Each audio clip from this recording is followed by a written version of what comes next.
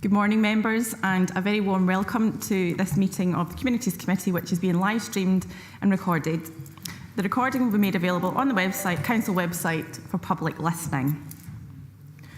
Before we get going, I would like to congratulate all those involved in competing at the recent Trophy de Cosse, which was held at Dumfries Ice Bowl. In addition to this, the Scottish Curling Championships for men and women are also being held at the Ice Bowl this week, and I'm sure you will all join me in wishing the teams the very best of luck. The remote participants, please follow the good practice guidance, which includes muting microphones and switching off your video when you're not addressing the meeting. Writing speak in the Teams chat function when you want to contribute. If you're in the hall, you can do this on your iPad or your iPhone. Please don't repeat contributions already made by other members. No material should be posted in the chat function if it is intended as part of the discussion. Usual standing orders apply, including that any notes will be undertaken by roll call. If any member has to leave the meeting, please either leave the Teams meeting for the period of time or write leave in the Teams chat function and then join when you rejoin the meeting, so we can keep track of whether the meeting is correct. All members should speak clearly, taking their time, speaking directly into the microphone when making contributions. When referring to reports, please provide reference to the relevant page and paragraph to allow everyone to follow, and please focus contributions on areas where clarification is required or to propose an alternative to the recommendation. So I will now move to item 1. Claire, can you provide the sediment indicating who is participating remotely, and any apologies, please?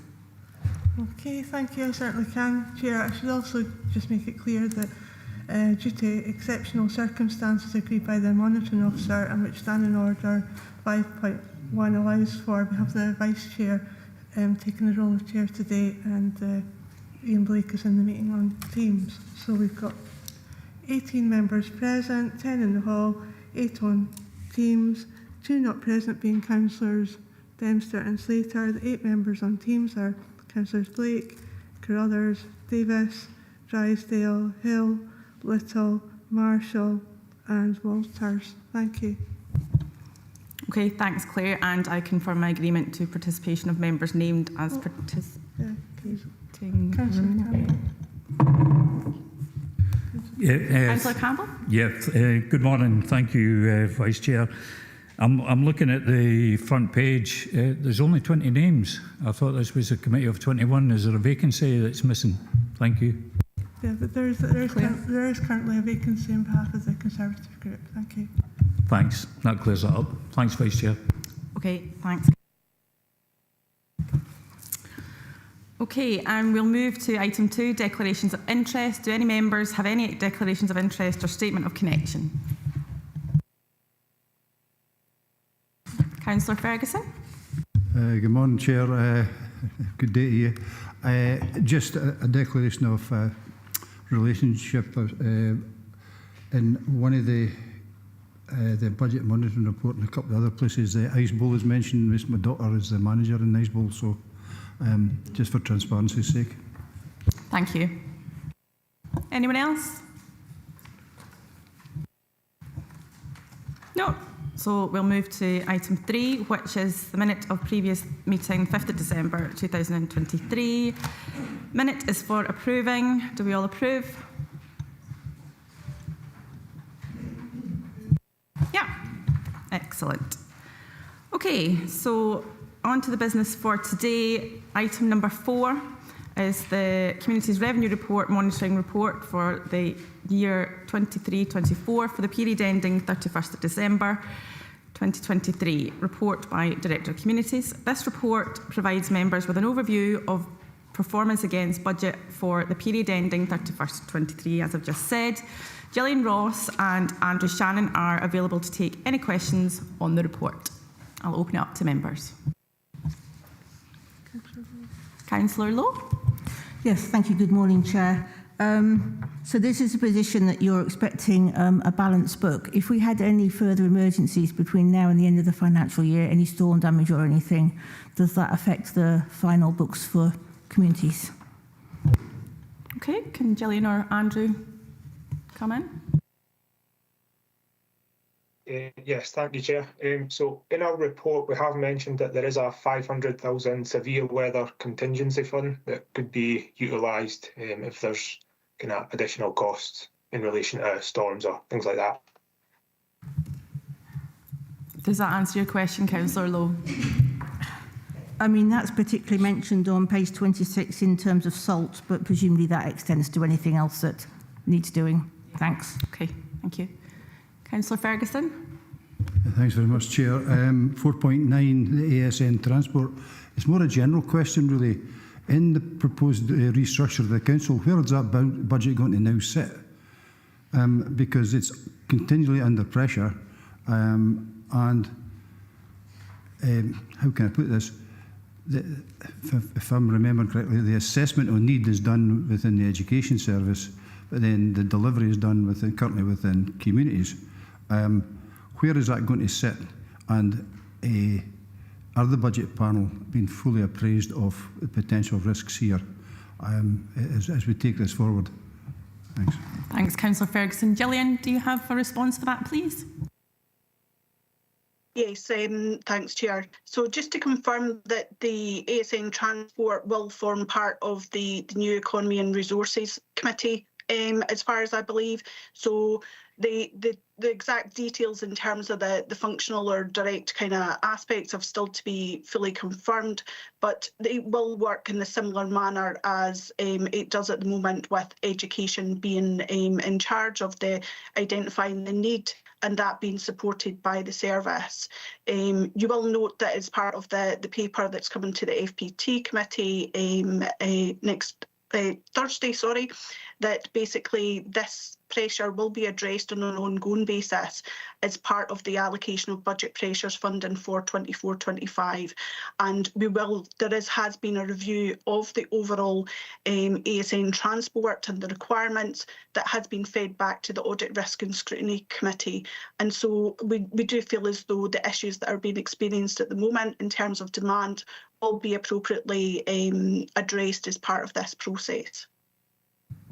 Thanks, Gillian. Does that answer your question, Councillor Ferguson? Nope. No, because the ASN assessment is a statutory obligation to the education service, and they're then able to make the budget or make the demand, because once they've actually done the assessment and they've said that this is what this child needs, then that has to be provided one way or another.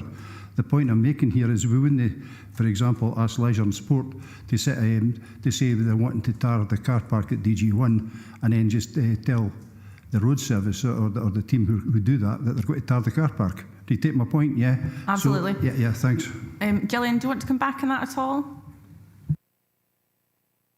I'm not sure there's much else I can say really at the moment. I think this was raised as part of the last committee, but it's not really within my remit to decide where the decision making process undertakes and where the service belongs. That's really, it's been agreed or set out as part of the council structure. I fully appreciate what Councillor Ferguson is intimating in terms of the challenges, and there is an agreement, in terms of if there is increased demand, those resources will come from education or should be identified from education in terms of being able to support, and it is monitored on a detailed basis.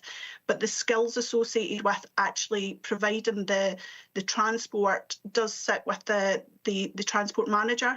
So he is best placed to be able to find the solutions to be able to transport the kids to the schools. So it is a joint working approach, which does work well between the two services. But okay. It's maybe best to pick up separately with Councillor Ferguson. Are you happy to do that, Councillor Ferguson? Yeah, I do appreciate it's not a matter for the finance officer to make that kind of decision, and it's probably full council and budget setting time, I would suggest, or as we take forward the reorganisation of the council. Yeah, we've got a note. Okay, so I'll take the point, yeah, thank you. Okay, thank you. Councillor Marshall, apologies, I was supposed to bring you in before Councillor Ferguson. No problem. Thanks, Vice Chair. Yeah, I was going to raise, one of the issues I was going to raise was 4.9, but I think most of that has been explained. I think the one thing we probably need to establish is this a trend going forward? So hopefully education will actually take that into account with their budgets for the future years. The one that I wanted to ask about was 4.10, the kind of concerns about income levels with regards to leisure and sport, and I take it that's due to opening of new leisure facilities that are out with the control of Dumfries and Galloway Council. I think it's something that we've focused on previously, not so much the income levels, but income maximisation, which is very important, you know, and the current climate. And whilst we can't stop competition, we can make the best use of the assets that we have within leisure and sport. So my kind of question is probably an ask is, and I don't know if it's done under delegate powers or it was previously, but we haven't had a report on the, say, DG1 and how that model operates, and also the other successful asset that we have in Dumfries, which is the Ice Bowl. Because certainly what we have seen with the Ice Bowl is, you know, and that is due, and congratulations to the success of the likes of the Solway Sharks, of our curling, of our skaters. But it just be, you know, I think it's councillors' responsibility to kind of get an understanding how that model operates. Obviously, if you look at an example of probably Solway Sharks there, their gate numbers have increased phenomenally. Oh, that's a hard word to say.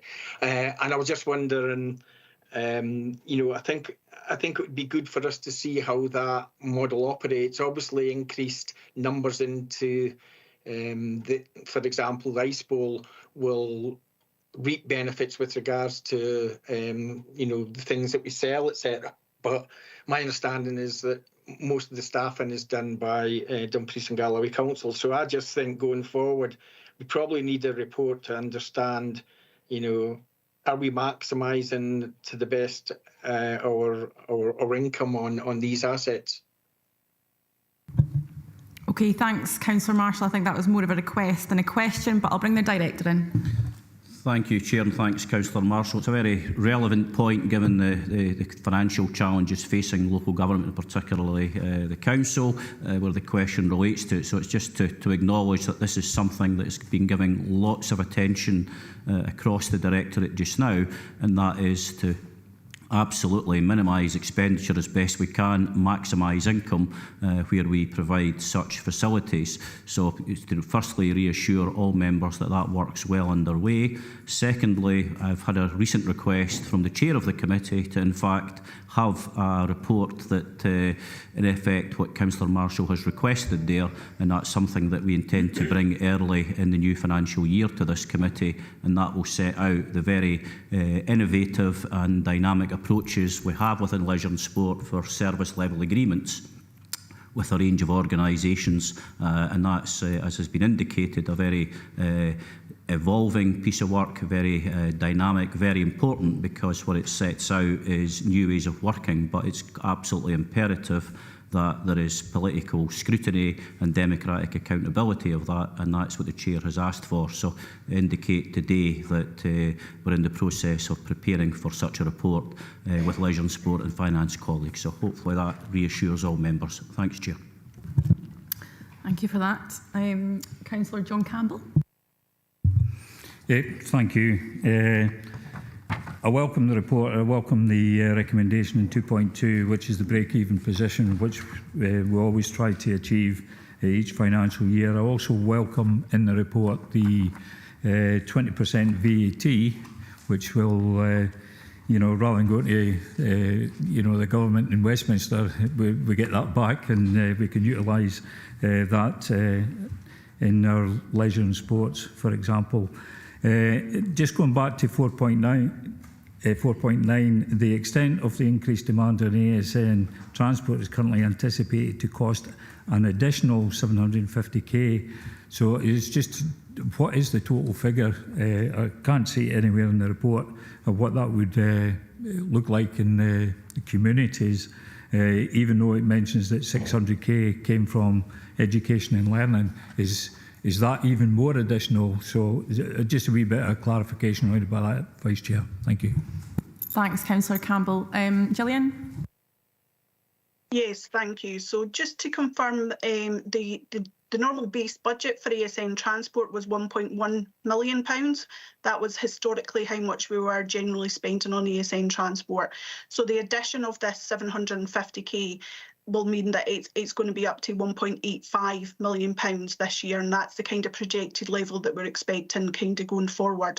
So as indicated in the report, that will be funded through £600,000 that's set aside within reserves within education, with the residual £150,000 also coming from education from the benefits that, or the decreased expenditure that they've incurred as part of the strike days that were take place in late 2023. Thank you. Happy with that? Excellent. Councillor Dorwood. Morning, Chair. Thank you.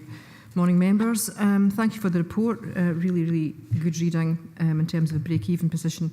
If we can turn to 4.4 on page 26, effectively, what we're saying here is that we need an additional 2 million input to support additional investment into what we're doing with the roads, which, you know, nobody is saying that we shouldn't have additional investment into the roads. But if you looked at the media last week, Dumfries and Galloway Council are coming out as the worst rural local authority in Scotland for recorded potholes, despite significant investment. So can I ask, what does the administration propose to do to reverse this? With this additional money, I think the taxpayers and the residents in Dumfries and Galloway need some assurance as to, are we spending our money wisely? I think we are, but we need that assurance. And, you know, another £2 million over and above what we're actually spending, is it being spent wisely? And is it going to reverse the trend that we're currently in? Thank you. Thanks, Councillor Dorwood. Gillian, do you want to come in there? Thanks. I think Stephen Hall had indicated that he would be in the meeting. I'm not sure if he's in the actual hall at the moment in terms of supporting this, because this one really is probably one for the service in terms of the type of works that they're undertaking to help support this. But what I would confirm is that the overall resources, you know, the 1.7, they were part of a planned approach in terms of increasing investment that was agreed as part of the council's budget, and that additional investment that's coming forward in terms of an additional £1,050,000 in revenue, but also supported by significant additional capital works, should help improve the condition of the roads. That's obviously, you know, what the investment was reflected within the agreed budget to do, but I don't know if Stephen Hall's about to help support that. Yeah, that's fair enough. Thanks, Gillian. Could I bring in Councillor Blake? I think he wants to speak on this. Yes, certainly. It was just in case Stephen Hall wasn't there. Obviously, the increased funding's fairly recent, and we did accelerate £1 million from next year's budget into the current year, and that's been worked out across the region at, I think, the rate of about £50,000 per ward. Not all that money has been spent yet. It's still got to the end of March to be done, but although most of it has been, I've had an increase in staff. The staff is not at its full commitment yet, and we've had one or two that have actually left the scheme having been very recently employed, and that's exacerbated it. I think in general terms across the region, we've experienced, I think Stephen Hall mentioned it as being the perfect storm, with the really wet conditions followed by heavy frost, and this has caused extensive damage. But we are making a difference. The next year's budget, obviously from April onwards, increases, and hopefully that will increase, and the members of the public will see a very definite improvement in the road structure. I think all members have had the opportunity to see the plans, the equipment that has been used to improve the road structure, and this will continue as we go into the next financial year. I do appreciate Councillor Dorber's comments. The roads are in a poor state, but they have been in a poor state for some considerable time, and we are making a small improvement, but a steady improvement, and that hopefully that will continue in the next financial year. Thank you. Stephen. Thank you, Chair. Yeah, it's a legitimate question. There is a very large backlog of potholes and other maintenance defects on the road network, and obviously that's a matter that members have discussed before, hence the decision at last year's budget setting to significantly increase both the revenue and, importantly, the capital budget for the road maintenance service. And at last committee, you agreed the allocations of that additional capital by different asset groups, the elements going into carriageway, footways, bridges, structures, etc. So what I would say is, as Councillor Blake's referred to there, we have brought forward circa £1 million of additional capital for responsive maintenance works this year. Next year sees us go into a much larger programme of carriageway maintenance work, circa 4 million plus of additional investment. That will see us delivering a whole range of different techniques, additional surfacing works, a significantly increased surface dressing programme, more responsive maintenance through spray injection patching and other techniques, as well as traditional pothole fixing and maintenance. So in effect, yes, we've got a big backlog that we're needing to recover from. We've got winter conditions that are not helping us. That sort of freeze-thaw action we've seen with 2 significant cold spells, both of which lasted a week, circa a week, a little bit longer in one case, temperatures down to -8, -9 overnight, coming on top of wet conditions is absolutely the ideal condition for forming potholes. So we are facing challenges throughout the winter.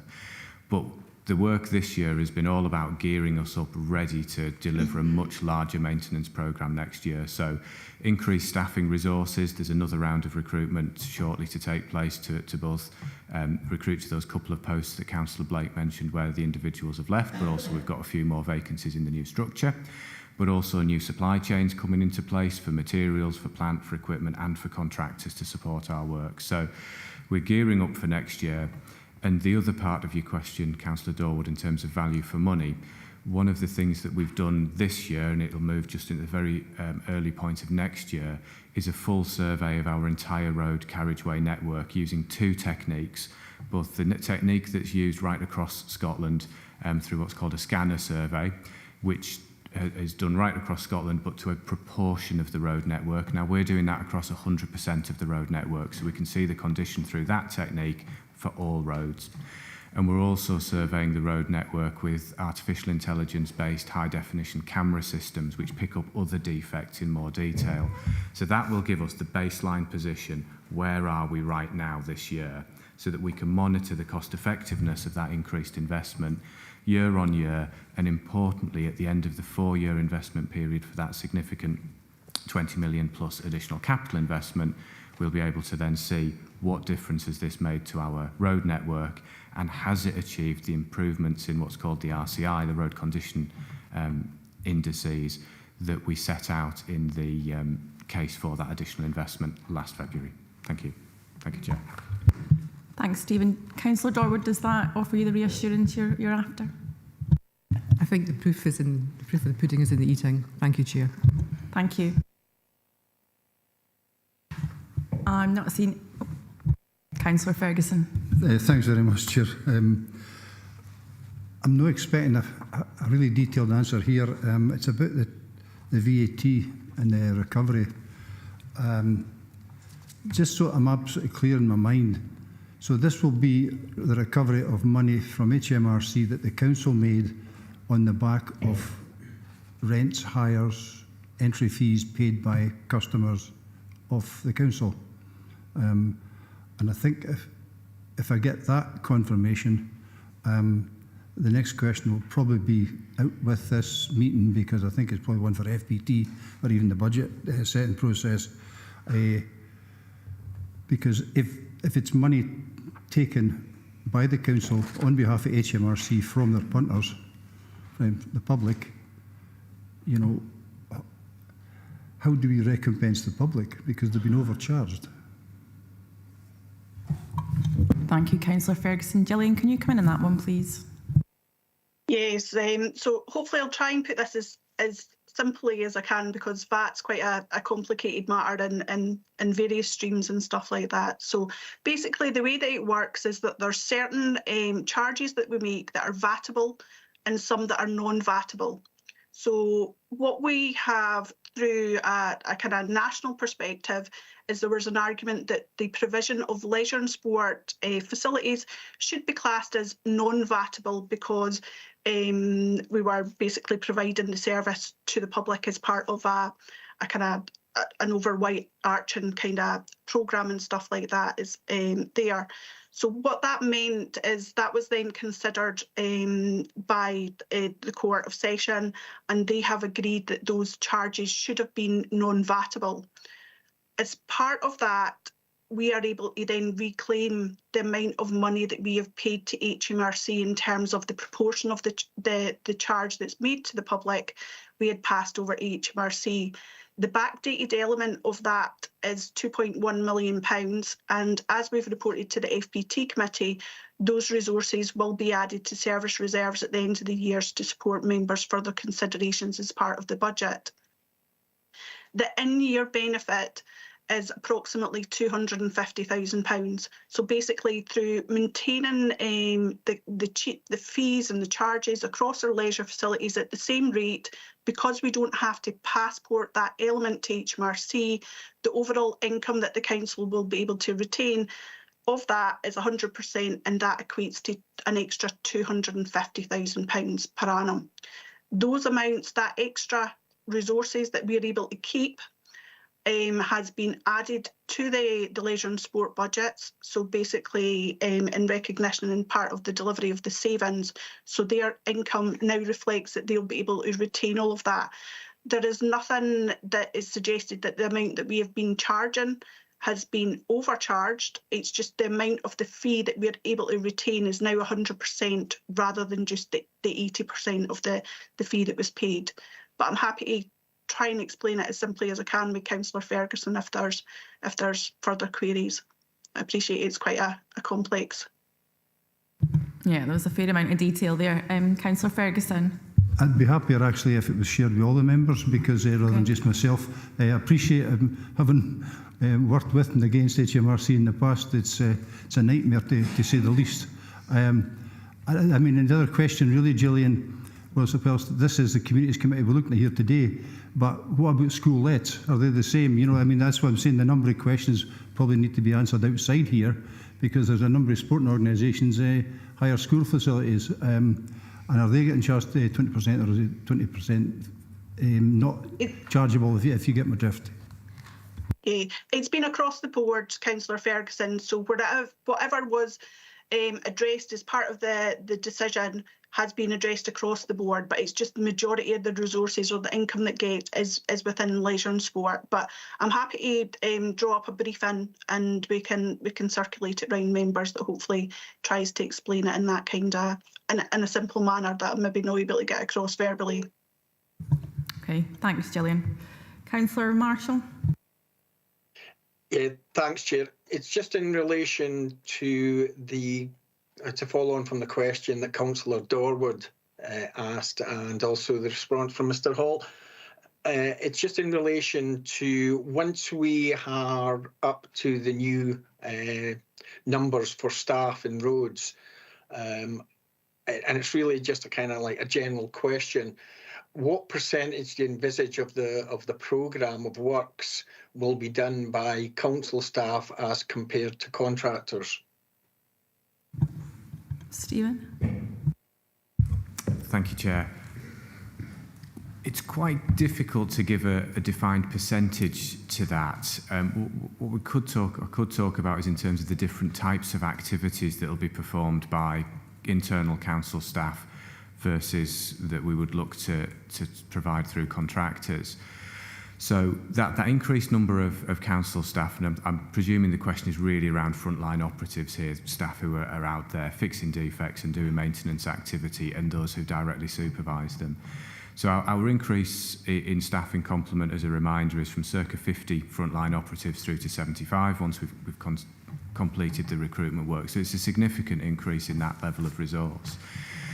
Those staff will be in a position then to have the capacity to undertake much more of the work in terms of both responding to emergency defects, those that we need to fix within 1-2 days, but also the planned maintenance of patching works and kind of short overlays that we do. We'll also be in a position through that additional workforce during the winter months to have more resource available for that kind of activity while we're also gritting the roads, which has been a real challenge historically for the service and has carried through into this winter as well. In terms of the other activities, so one of the things that Dumfries and Galloway does internally is the surface dressing programme, which is a huge programme of work that's delivered by our own internal teams who do that to a very high standard. And I must say that's becoming increasingly rare within local authorities. So it's a source of pride, I think, for the service that our teams are able to undertake that activity to such a high standard. With such a significant increase in capital investment and across a defined period of time, the balance we need to find is between upscaling our own resource and procuring through external supply chains. So those external supply chains that we're procuring are for the same duration as the additional resource. So in effect, we're not increasing the size of the organisation to a potentially unsustainable level. We're doing that within the resources that we know are in place for the next 4 years to fund the service. Where our contractors will really support us is in things like more complex civil engineering works, so where we're into major works to structures or reconstruction of structures, where we're into machine-laid surfacing, where the capital investment required in plant and equipment is very, very significant, and most councils do not operate at a scale where that is value for money to do internally, because that investment, that's something that we will procure through the supply chain, as well as various specialist treatments as well. So there are a number of new methodologies for surfacing the road network that we want to bring into place that are quite specialist, and again, to do those effectively, they have to be done at scale, so they're done across multiple parts of the UK, not value for money to do individually for any council. So it's a balance really that we're finding in this, but certainly, we will be doing more work internally than we've done as a service over the last 5-6 years as a consequence of this additional resource, and as a consequence of that, it will be a more responsive service as well. I think that's probably as clear an answer as I can give at this point, Chair. Yeah, I think you did very well. Councillor Marshall. Yeah, it didn't answer the question, but give a lot of context behind it. Thanks. Thank you. Okay, I don't see anyone else wishing to speak on the floor or online. Okay, so I will move to the recommendations. Are members happy to agree recommendations 2.1 to 2.3? Yeah, thank you.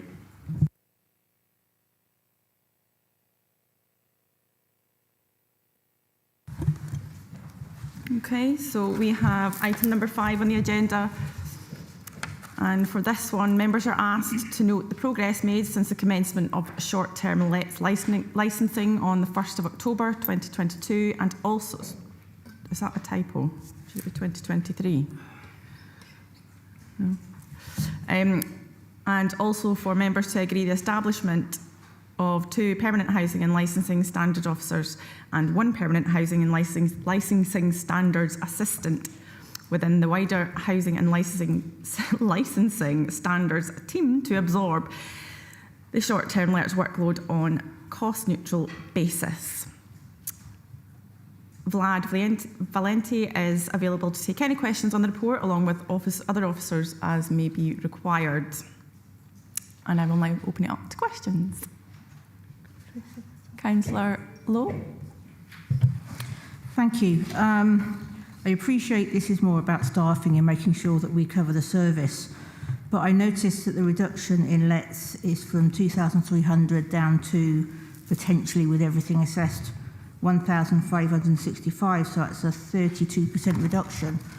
Is there any possibility of getting data at ward level as to where we've lost short-term lets? So people who haven't taken up the opportunity. Thanks. Okay, thanks, Councillor Lowe. John, can you come in there? Yeah, so the 2,300 figure is an estimate of how many short-term lets there are in Dumfries and Galloway. When the service was set up, there was no way to pull together the data to show exactly how many there were. So we based that on some assessors' data from the economy service and from Airbnb as well. So the other figure, the 1,500 figure, is the number of short-term wets licence applications that we have in at the moment, and we're continuing to get a steady stream of those. We are aware, however, that there are a number of short-term wets businesses out there operating without a licence, and that's what the difference in the figure is. So the staff that we're asking for permission to recruit with this paper will go some way to doing some work on those that are operating on licence at the moment. Okay, thanks, John. And Councillor Dashburn. Thank you, Chair. Yeah, I'm just wondering, the report says that there's around 100 applications which are at risk of us not doing within statutory time limits. How long on average is it taking to process applications generally? Thanks. John? It depends. Each application is very different. Some are very complex. As you can imagine, it can be anything from someone letting out their bedroom in their own property right through to a number of lodges and various other unconventional accommodations. So the answer is that there isn't a straight answer for that. The Scottish Government has given us 9 months or 12 months to process applications, although we're well ahead of that. If you take into account also the sheer volume of applications that we've received coming in for the deadline, so there's a high volume of applications coming in. We do need those additional staff to process those applications and commence enforcement action against those unlicensed applications, but we're getting through them within a few months on average, I would say. Okay. Thanks, John. Councillor Dougley Campbell. Thank you, Vice Chair. Just to ask John, sorry, I should say from the outset that my question has been partially answered in relation to Councillor Dashford's question, but what I'd like to look at is the enforcement process and the relationship with Police Scotland. And we all know that Police Scotland have the same resourcing challenges that the Council has. This process, has it been made in writing? Have Police Scotland dedicated resources to work with Council staff in relation to the enforcement process? Thanks. John? Yep, so Police Scotland have dedicated staff that deal with licensing in general, so short-term lets licensing is in addition to that. We work closely with the police right from the beginning, so our software system automatically notifies them when a licence application is made so that they can do their fit and proper checks. We met with them more recently to put into place a process for unlicensed applications. So what the council will do is send a first and second reminder letter, and then if we get no response, we would then issue a notice to confirm with them that we're going to refer this to the police. So if a short-term let is unlicensed, it's actually a criminal matter that sits with the police. So once we go through the process, and if unlicensed short-term let owners aren't complying with us, then the case would be handed over to them, to the specialist licence team. Yeah. Just to follow up that, John, have the police sort of indicated a deadline for completion of enforcement measures in relation to individual cases, or are we just leaving it in their hands to investigate as and when? We don't have a deadline with them yet, and nothing's been agreed. Enforcement's still at the early stages, to be honest, so from my understanding, no enforcement on unlicensed short-term lets has taken place yet. But with this additional staff resource that we're hoping to bring on board, that's something that we will do. I mean, we'll work through it as and when the work happens, and I'm sure that we'll come to an agreement on what the deadline should be, but there's none in place at the moment. Okay, thank you. Councillor Little. Thank you, Chair. Morning, members. I have a couple of questions, Chair. Is it okay if I just ask both of them just now rather than coming in again later? Yeah, no, go for it. Thank you. Morning, John, and thank you for the report. It's regarding the first of all, it's regarding the income generated, the 116k. I'm assuming that's annually, and has this already been taken off of the 142 annual income? And is this anticipated income based on the original estimated 2,300 lets or the current numbers? And my other question is, how are we dealing with the waste collection situation regarding short-term leases and perhaps those not declaring or simply not licensed? You know, the cost, fees connected, etc. John? So the income figures, the 142,426 figure is the income that we've generated over the last year. The 116 is purely for staffing costs only for those two officers, so it's 2 Band 8 officers and a Band 6 officer. So the income is there to pay for that at the moment. In addition to that, we have extra costs for software, other expenses, fuel costs, etc. Also bear in mind that we've got unlicensed short-term lets out there. So part of why we're looking to bring on these new staff is to obviously encourage people to apply for licences, and that will encourage additional income on top of what we already have. In terms of waste management, we're working closely with waste management colleagues, and we share data with them. I can't speak on their behalf though, so under certain circumstances I do know that short-term lets should pay for commercial collection of waste management. Thanks, John. Does that answer your question, Councillor Little? It does, Chair. Thanks, John. But just to recheck, are we chasing those up, the waste collection situation? Are we on it? We are right with waste management colleagues, yes. We have meetings with them to discuss those issues. Thank you. Councillor John Campbell. Thanks, Chair. Yeah. I mean, how do the reports get made regarding those still letting out that are not registered? I mean, is there a need or a route to make these reports? I don't know if I couldn't see anything in the report that sort of kind of covered that point, but any help would be appreciated. Thanks, John. Thanks, Chair. John? Okay. Yep. There's several routes. So we've got an online form that people can report. That's on the short-term lets page. We've also got dedicated phone lines and email addresses so they can report that way. But we will also proactively be identifying those short-term lets that are unlicensed ourselves. We've been working with assessor colleagues to identify where they could be, and also economic development colleagues. So we're working through that just now, and once the new staff are recruited, that's something that we will be working hard to identify those unlicensed short-term lets. So, but there are several routes for people to report. Thanks, Chair. Councillor Ferguson. Thanks very much, Chair. It's quite interesting. The bit I was actually going to ask some questions on, as being the Strategic Housing Authority, what kind of powers do we have to once they've got a licence, to make sure they're operating at the right level? And Dougie Campbell actually brought in a really interesting point. I had never, it slipped my mind here. I can't understand how the legislation's been put the way it is without the local authorities being a reporting authority to the court.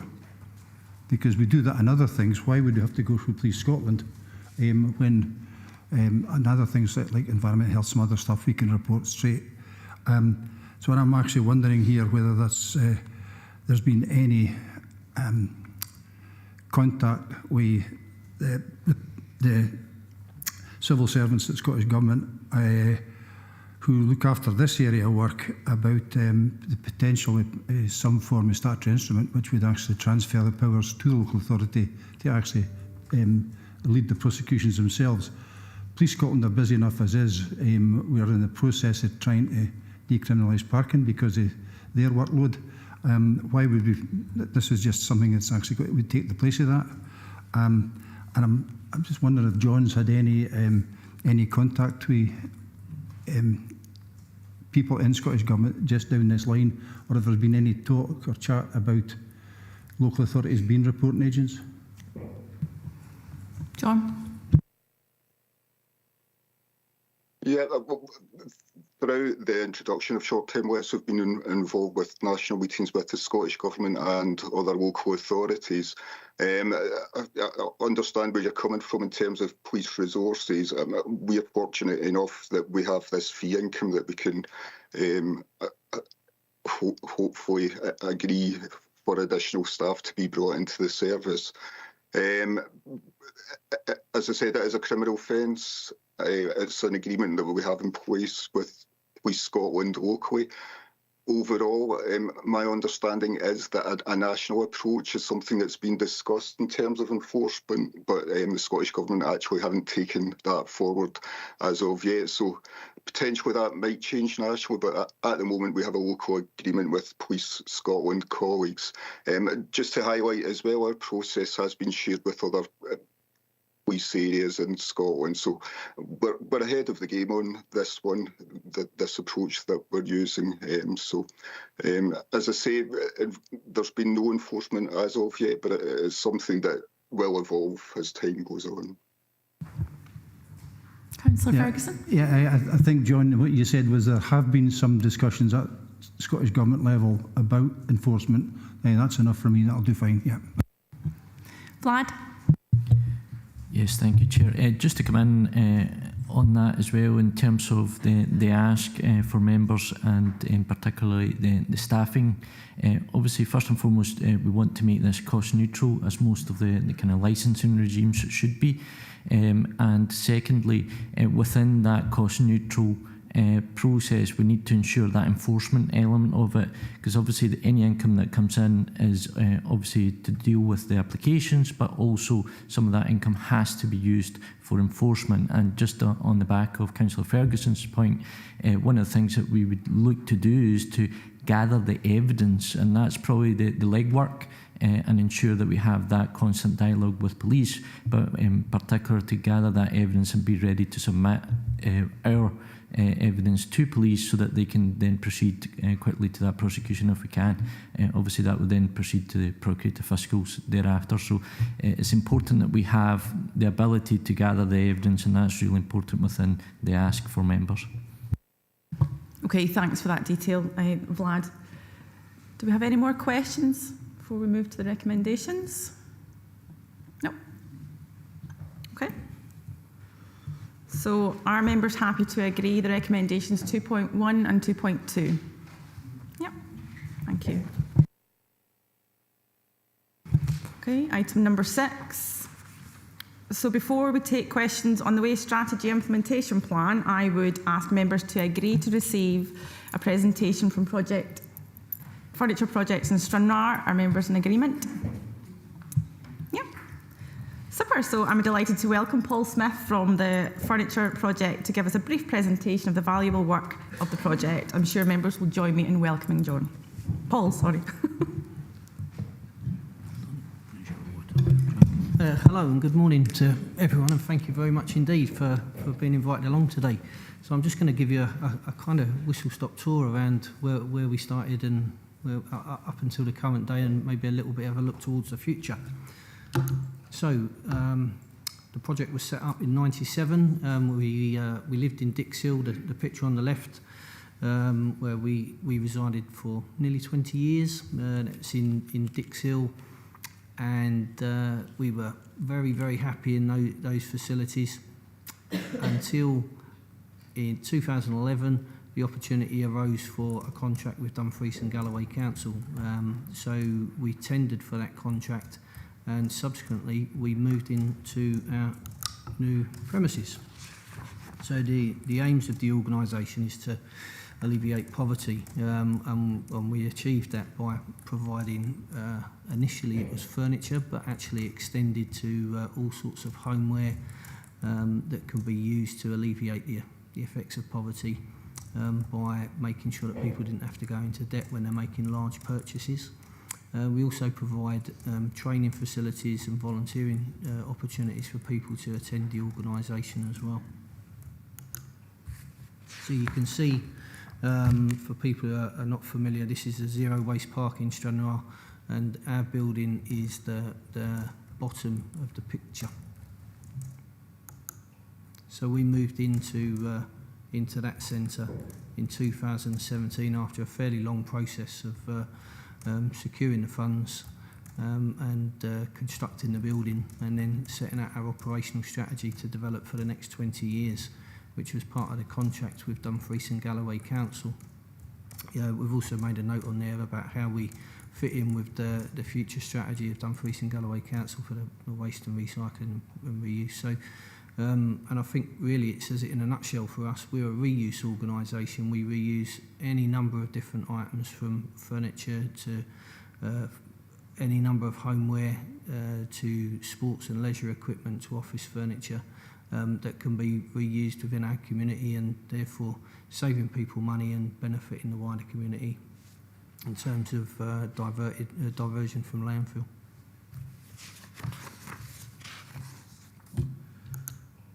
So this is a little bit of learning for us, and I'll just summarise by saying that the first figure was 2011, and that was when the expression of interest, we submitted an expression of interest for a tender that had come out from Dumfries and Galloway Council, and we moved in.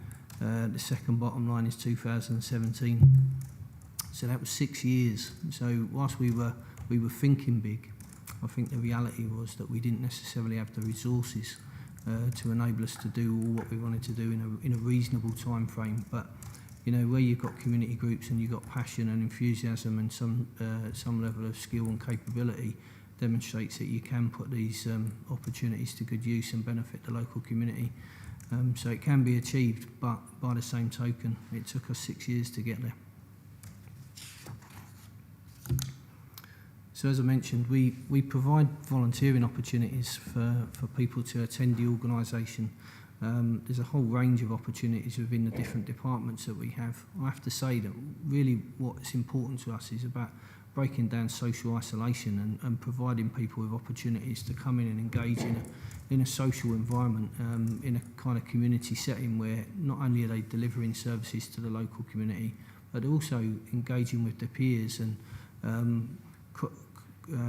across from some of our older members of the community to some of the younger members of the community, so where skills can be shared, and just general good humour as well, because that makes such a big difference to some of our volunteers' days where they won't see anyone other than maybe going shopping for their messages between their visits to the volunteering opportunity with us. So that's fundamentally important to what we do.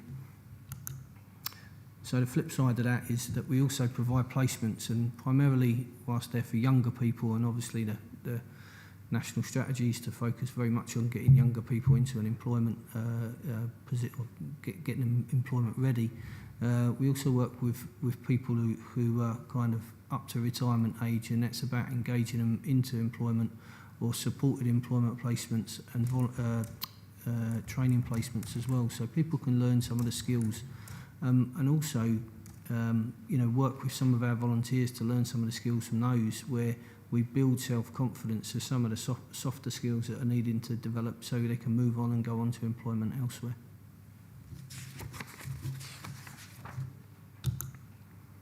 So just a few of the statistics around our last year's trading. So we had just over 1,400 collections of reusable goods, just over 900 deliveries to families, over 111,000 items sold. I think that was to just over 50,000 customers, and diverted just under 260 tonnes for reuse and another 37 for recycling. So you can see that we had nearly 9,000 hours of volunteering. So something that we're quite proud of, because obviously that creates that really maximises our opportunity from all of the activity that we undertake.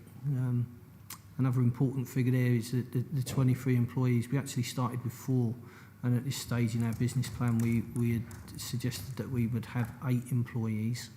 But we've obviously surpassed that to date because we reinvest all of our income back into employment opportunities with people. We had a feasibility study completed, which I'll come back to, but as a part of that feasibility study, Social Value Labs come back and said that, you know, for every pound that's invested, that we provide £4 worth of services to our local community.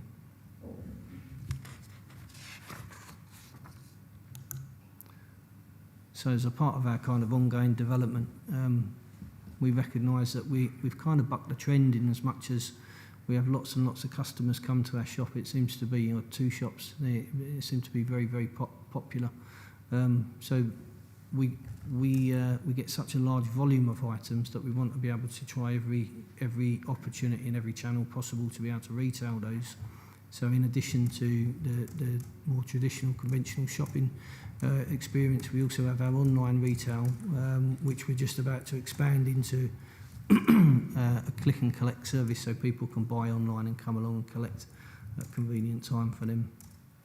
And we're just about to go live with an online booking system as well, so people don't need to call us anymore, they can book online. So, and it's something that we've been having some conversations about with the waste management team in terms of being able to link in with the council to enable us to be able to collect reusable goods that currently the council would collect as well. So we've been doing some pilot work there with the waste management team.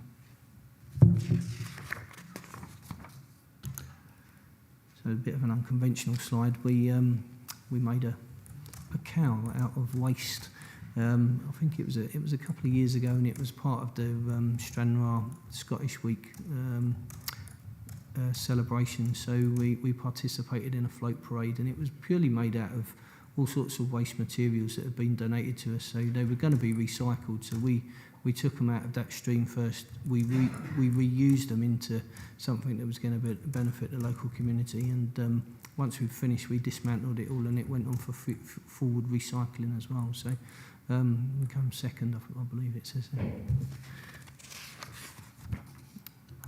So yeah, that and this is really a demonstration that apart from the actual shops that we invest in all sorts of other aspects of community life, and this is one that we provide all sorts of upcycling workshops. So we had last week we had one of our trustees was provided a sewing workshop for people, and as much as that is about learning some new skills, it is about breaking down that kind of, you know, the issues around social isolation for people, bringing them into the community and making new friends and new network connections and so on, so they can go and socialise. So some of the other projects that we've provided, first of all, we set up a small clothing shop because we realised that the centre that we moved into, we did a lot of work, a lot of research in terms of how that should be developed and what we should have in allocated areas and volumes and so on. And we basically run out of space, so we opened up another shop in the town that focuses on clothing and small homeware, which also links into the school's winter warmth programme, or the anti-poverty team's winter warmth programme. So we provide free school uniforms to anyone that comes in. So and we've subsequently developed that. I'll come back to that in a minute. Yeah, so we run a bike workshop. We get lots of bikes donated to us. So we either go and collect the items, or people can come and drop them in at the centre. And I think last year we used about 350 bikes that were predominantly put out for physical activity, but also getting to work as well, which is important for some people in a rural setting. Yeah, so the Fed Up Cafe, we were asked to participate in setting up a Christmas dinner for people that wouldn't necessarily kind of be engaging with friends and peers and family over the Christmas period back in 2018. And after about 100 people attended the meal, we subsequently found that we had a working party of local people that were interested in taking the concept forward, so we could deliver or provide meals and some social opportunity for people on a day-to-day basis. And off the back of that come the Fed Up Cafe. So that now is a standalone charity in Stranraer that delivers services, free food to people, and they've just delivering a new service, an online service for people to come and click and collect as well. So they're developing nicely and meeting community need. We've got a community engagement officer that works with the local schools and community groups, particularly encouraging young people to come into the centre. And the reason why we identified this role as being kind of very important to our future development is because we recognise that bringing young people into the centre, the next generation of people, so they can see that what we do is a very normal process. It's it's not something that people have seen in the past as going into the stigma associated with going into a charity shop. What we offer is an alternative to buying something new that's slightly more cost effective for some people, and so it becomes accessible. And what we've found is that we've got some really good return from that, where young people are then bringing their family in to donate goods, and also when they're in donating goods, they're also coming in and buying goods as well. So sometimes it's a lifestyle choice, sometimes it's out of necessity, but what it is good value for money for people, and hopefully for purchasing good quality products.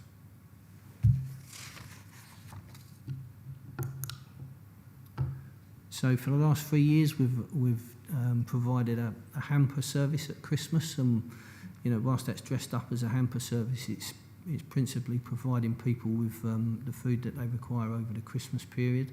So we work with the Council Social Services or the social work teams in Stranraer and the surrounding area, and I think we had about it was about 150 families. There was over 300 people that benefited just in December gone past, and so the families get a complete set of food and all of the condiments and all of the extras that will take them all across the Christmas period. And where there's young people identified in the family, we also provide some presents as well, depending on the gender and their age. They're specific to those. So last year we also set up a project called the Pink Frog, and for anyone that's interested, that's because we couldn't find a good name for it. So we settled on a name.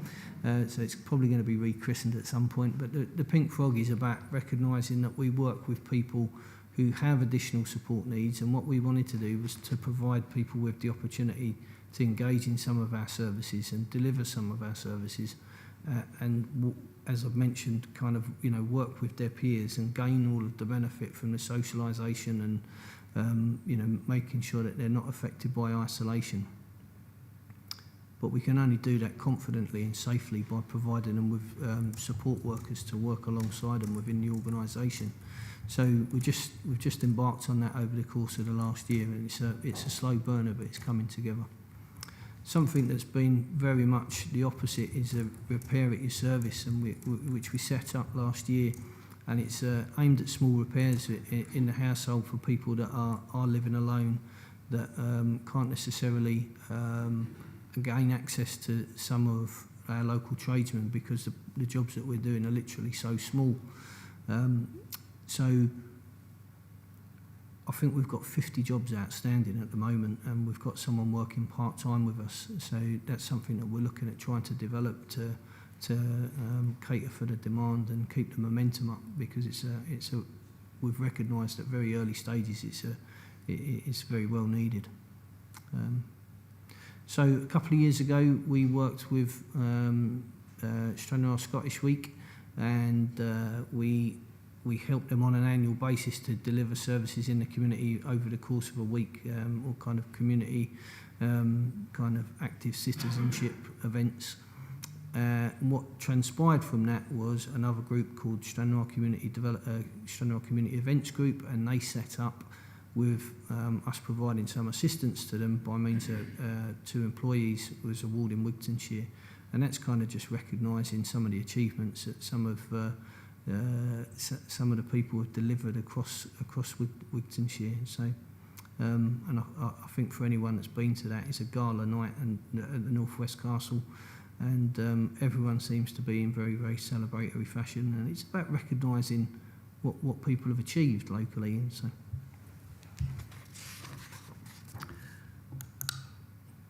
I'll not go into great detail, but there's a whole list of different activities that we've participated in over the course of last year. Anyone can at the end feel free to kind of come back at me with any of those. Probably the two that stand out for me is one that we organise local hairdressers in August to cut young people's hair, and that's a real kind of making sure that young people can go back to school, you know, on equal terms with their peers, and so they're not going to get the opportunity to be bullied for, you know, standing out from the crowd. And the other one is that we work quite extensively with Wheatley Group, where we provide what's called the home comfort packs, and that's really kind of packs of bulky furniture and smaller homeware, and that's about tenants moving into properties where they're converting it from absolutely nothing, from a house or a flat that they're moving into, and creating a homely, warm environment where they're going to want to kind of maintain a sustained tenancy rather than short term whilst they're stepping stone somewhere else.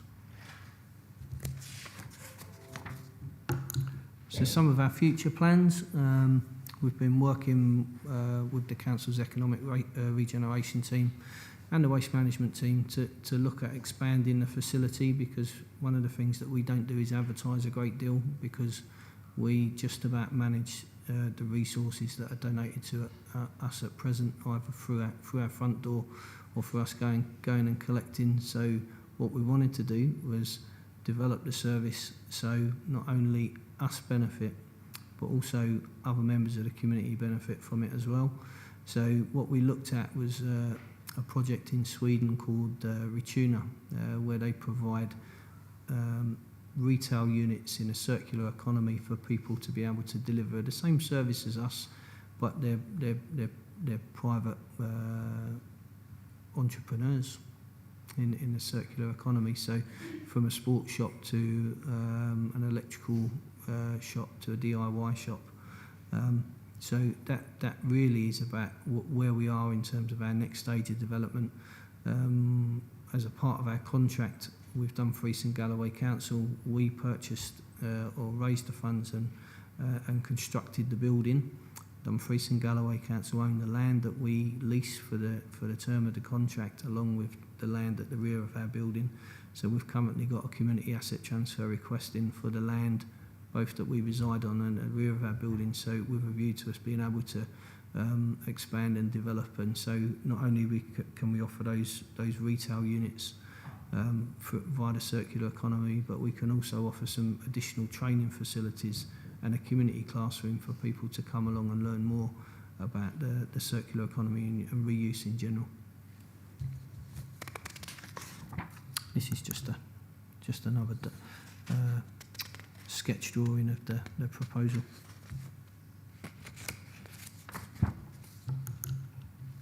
So that's us. I don't know if there are any questions, then feel free. Thank you very much. Well, I think it's fair to say that there are many strings to the furniture projects. Paul, thank you so much for that. I'm well aware of the work that you do, being over in the West. You and your team are highly spoken of, and I just want to thank you for everything that you do and you continue to do. Before we move forward, can we bring in a couple of questions? Linda, sorry, not Linda. Councillor Dormont. It is Linda, but I appreciate the formal. So just in case anybody was wondering, that isn't my name, it is my name, but thank you, Chair. Thanks, Paul, that was really useful. And I think the social value of what you're doing is immense and really can't be quantified. And in terms of looking at that and transferring that across the region, certainly somewhere like Newstart Recycle and Annan would benefit from that model, as would Stacks.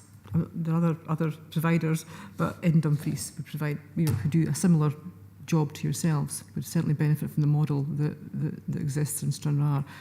I've had the pleasure of visiting a couple of years ago, and it's a fantastic resource. And you're right, it does destigmatise. I mean, everybody upcycles, recycles, whatever the words are, terminology. It's become quite fashionable, and I think that's good.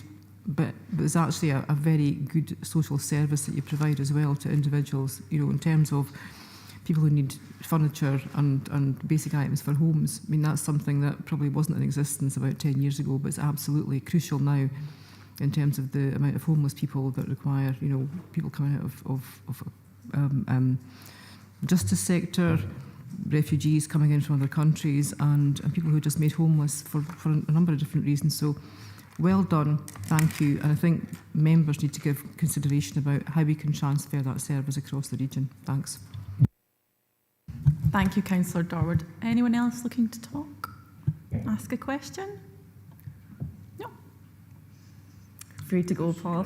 Can I just finish by saying, and it's probably a little bit of a platitude really, but whilst it was, maybe we raised the funds, we built the building, but if it wasn't down to the council to start with and the council's waste management team to show that kind of level of initiative, you wouldn't be having that kind of facility on the site. And my understanding is it is the first in Scotland, and certainly I would hope that the next one's down in Dumfries before it is in any other region. So, you know, its congratulations goes to you guys as well as our team. So thank you. Councillor Hill, I think, has got a question for you, Paul. Yeah, thank you, Chair, through you. It's not a question. Like Councillor Darwood, I've visited the site on a number of occasions, and the whole team are absolutely fantastic in what they achieve over in the West. It's a real credit to Stranraer, what they've done, and it certainly is a model that they could show Dumfries or whichever site it is, you know, how to work, because it does work extremely well, and you know, they have the full community at the heart of everything they do. So just a congratulations to Paul and his team on the excellent work that they do. Thank you. Thank you, Councillor Hill, and thank you for your presentation, Paul.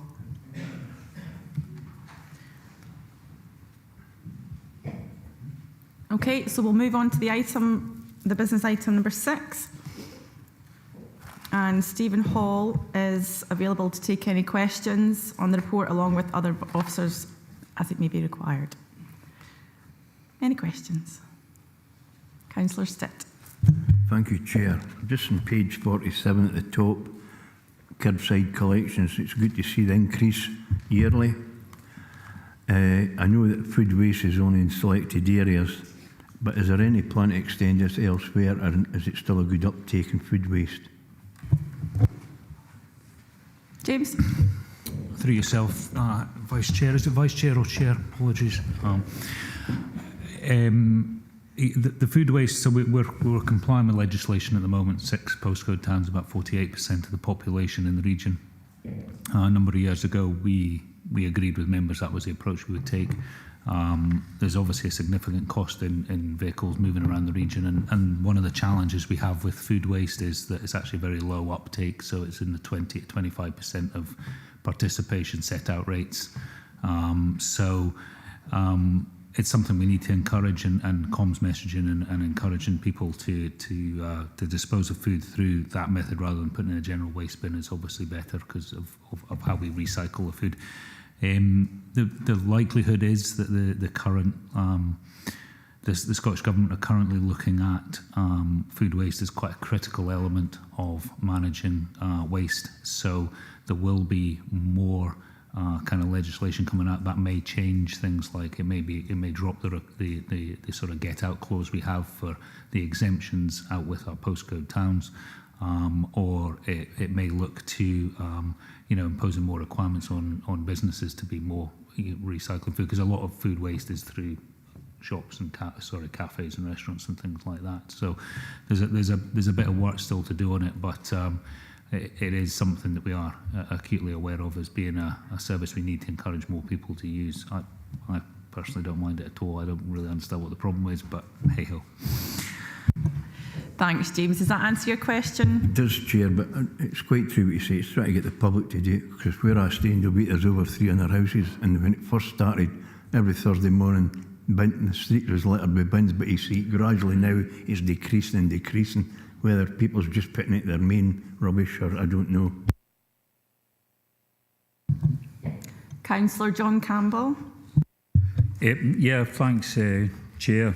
I've got a few points, but I welcome the report anyway, particularly the phased approach, which we seem to be taking in this report. I welcome that very much. The first point is that in page 45, 4.4.9, and it also says in the recommendations 2.3 that the current budget of £11,197. I think if we manage to achieve all this on a budget of 11,000, I think that'll be quite remarkable. So I take it that's just an error. It should be 11.197 million. So just that point there. Second point I wanted to raise was the original site was also taken in consideration. The Cargan Towers facilities being moved to the Zero Waste Park in Lockerbie Road.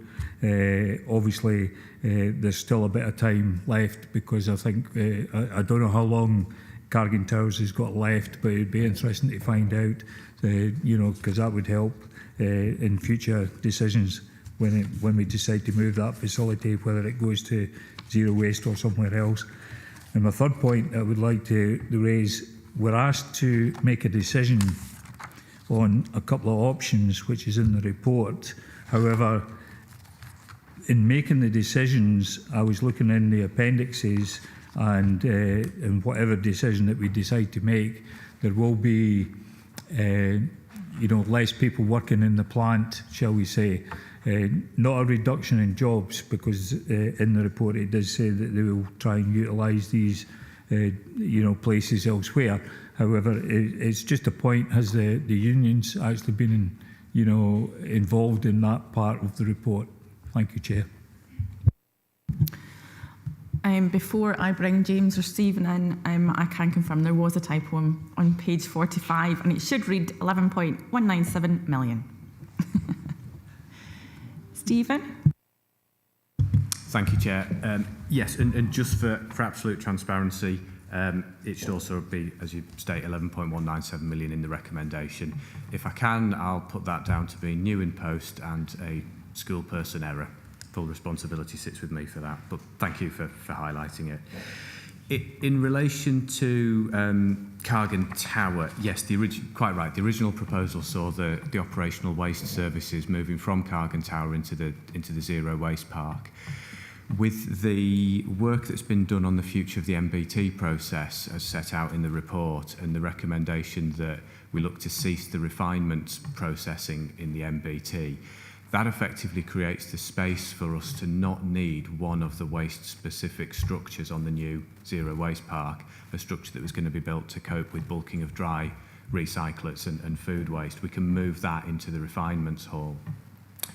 As a consequence of that unlocks more space on that Lockerbie Road site, which has given us the opportunity to take a brief pause and look at whether other operational services that are currently based up at Cargan Tower, such as fleet services, community assets, etc., might be able to be relocated onto the Lockerbie Road site as well. So the opportunity that we think is there as a result of that reuse of the refinement area is, one, to get us the first two phases of the Zero Waste Park, the HWRC, and the bulking of dry recyclates at a lower cost level than would otherwise be the case. And secondly, it opens up the opportunity to reconsider through a master plan exactly which council services could potentially be relocated to the Lockerbie Road site, and therefore the potential for a greater value for money proposal to be put forward. Now, there is still work to do on that master planning work. We need to assess that further. We need to assess the suitability of the site, etc. But that work, it will begin with officers fairly shortly after this committee. In relation to the lease on Cargan Tower, my understanding is that the lease for the office accommodation expires in 2029. I can't remember the exact month, so that's a significant part of the Cargan Tower estate. Okay, thanks, Stephen. Does that answer your question, Councillor Campbell? Yeah, I did raise the point about the reduction of operators, whatever decision that we make in the options, and you know, have the unions actually been involved in that? So if somebody can clarify that, please. Stephen? Yeah, thank you, Chair. Apologies. I did note the 3 down and then forgot one of them. And I might bring James in a second. But yes, in effect, we believe there will be changes to some of the functions that we ask a small number of staff to undertake. There's a small number of operational staff who work largely within the refinements area. So we believe there'll be changes to the specific day-to-day tasks we ask people to undertake, but we don't believe there'll be a reduction in jobs as a consequence of it, because there's new activities associated with the bulking and management of those dry recyclates and food waste coming onto site. So we believe it'll balance. We are in active dialogue with the trade unions around this. It's at an early phase, so it's too early for us to be into formal statutory consultation, but absolutely informal dialogue, and of course a commitment that any changes to people's working activities will go through the agreed HR processes and formal engagement with trade unions. Okay, thanks, Steve. Yep, thanks, Chair. Councillor Diggy Campbell. All the Campbells this morning, can't be bad. I noticed in the report reference to a national average on recycling being at 43%, which is where we sit as a region, and the target for 2025 is 70%. I guess everything comes down to money and the will to actually make changes, but how achievable is that target for us? What are the barriers that perhaps haven't been reported on or discussed as yet? And also, in terms of Paul's presentation on the Stranraer reuse shop, I had the pleasure of visiting the site about three years ago. And I just wonder, and I remember there was a conversation that I had with Paul about the potential for a similar facility in Dumfries and, you know, perhaps right across the region. Is the Stranraer example unique, or how feasible is it for us to achieve similar models right across the region, and what part could that play in the recycling targets? Thanks. James? Thank you, Chair, through yourself. So the barriers to the recycling rate are quite interesting. I mean, recycling has plateaued in this country over the last few years. We've had a big advantage because we were starting off at quite a low level, not having a curbside recycling service until a couple of years ago, 2 or 3 years ago. So that's why we've seen that big increase from sort of 30 up to 45%. And that's because we've enabled it, but I think the really important message is it's because the public have engaged with it, and you know we can't get away from that. They have, you know, we've seen really good engagement on the recycling service. We've kept it simple, and that's worked for us. There are ways of further increasing recycling rates. They will have a level of increase. Clearly, the two obvious ones, and they're mentioned particularly in the appendix to the report, are reducing the residual waste capacity. So going with the Code of Practice requirements, which is equivalent to 80 litres per property per week. So we're going to get into some of these discussions around figures, and it seems a bit like that again. But at the moment, we provide one bin every 2 weeks, and that bin is 240 litres, so that's 120 litres per week. The Code of Practice recommendation, and about 21 authorities in Scotland are only offering 80 litres of residual waste capacity. Now, you can hear the pain that that's going to cause if we try and implement that. I'm not backing away from that, but we wouldn't be a leader in that. We are following the majority of authorities in Scotland. By reducing the residual waste capacity, people don't have the space in their bin. They have to recycle more. So that's one step. The other is looking again at the potential for garden waste collection, because our recent waste compositional analysis, and that was where we go through people's bins, manually sort out I mean, I don't do it, I get somebody else in to do it, clearly. But we go through people's bins and we separate out every little bit of waste within the bin. And then we work out what's there. On average, we did that twice in growing season and in winter. and on average 14 to 15% of the waste is garden waste. So if you can take that out, then your recycling rates go up. And we would reckon we would probably put another 5% to 7% on our recycling rate. So moving from that mid-40s to, now that takes us potentially into the top 10 in Scotland if you do that. So that's quite good. You don't want to be top, but you certainly don't want to be bottom. And we've moved above the average in Scotland, so that's really positive. So, but a lot of it comes down to that, you know, what are people prepared to do? And it's hearts and minds kind of changes. So better comms and things like that is going to improve it, but it's going to be incremental changes. It's going to be small things. And I think the point that Paul made earlier is really important, is about changing that, you know, shopping at, you know, buying clothes second hand. Look, I'm preaching, this shirt was bought on Vinted by my wife. It is, you know, it's not a new shirt. It is perfect condition. It is absolutely fine.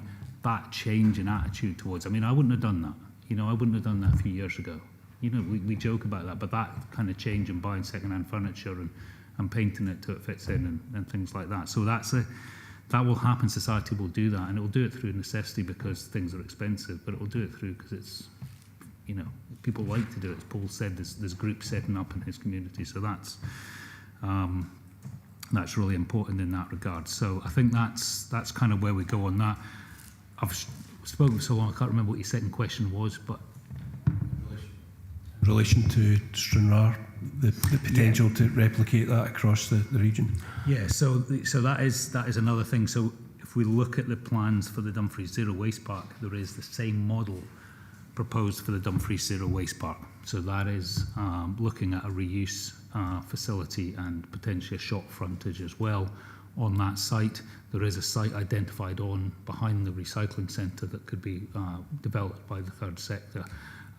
What we've done with Paul and what's mentioned in the report is that Paul takes materials from obviously Stranraer Recycling Centre, but also from Whithorn and Newton Stewart. So we have containers on both of those sites so people can put materials into those containers that the staff, so our staff are trained by Paul's staff to identify what is reusable.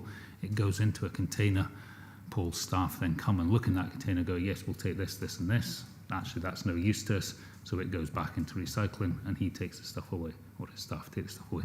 We've extended that to Castle Douglas and Dalbeattie. So Paul comes as far east as Castle Douglas and Dalbeattie. In Dumfries, we have the capacity in other sites to do that, but we really need a facility as competently run as Paul is doing in Stranraer to manage that, and that's where we need to go. So it's a step development in it, and it's really important because the Scottish Government's consultation at the moment is talking about improving reuse. So that's something they're going to want to do. So lots of opportunities to improve the services we offer, although we've made big progress in the last couple of years. Okay, thanks, James. Councillor Marshall. Thank you. Yeah, just on that final point as well, I know, you know, obviously work closely with Anne and Newstart, and they do quite a lot of things. But obviously for them to change their model, it would require them to, I think at the moment they just rely purely on volunteers. They don't have any paid staff. They do quite a lot of services, but to go up a grade, they would probably need to look at, you know, the business model that they have at the moment. So that's just as an aside. But my main question was with regards to if we agree 2.3, it's just in relation to page 44 and 4.4.6 with regards to the existing Lochermoss HWRC. Is there any plans for this at the moment, or would that just be a disposable land asset?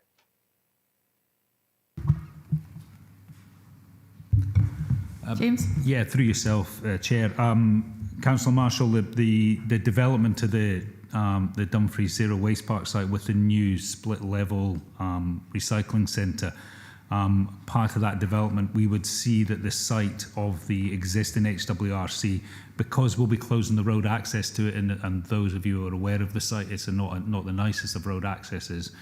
Because we'd be closing the road access, the only access to it would be through our own facilities, so past the Ecodeco MBT. We would see that site as becoming part of the waste services kind of facilities to store, go into detail, to store skips that we use around our recycling centre. So it's not an asset that we would dispose of. Thank you. thank you. Councillor Dashper. Thank you, Vice Chair. Looking at page 66, 3.9, 3.10 at the bottom in relation to glass recycling, I'm really glad to see this being proposed, especially in relation to it being expanded to smaller settlements, less than 100 houses. I know I set an EMS a few months ago because I've got one wee little village which is just comes under that 100 houses, so they don't get a glass bank, but the bin lorry or the glass refuse lorry drives through their village. So the residents are quite bemused as to why they don't have one, yet the lorry actually drives through the village to get to another village which does have one. So if that could be looked at for consideration. Thanks. James?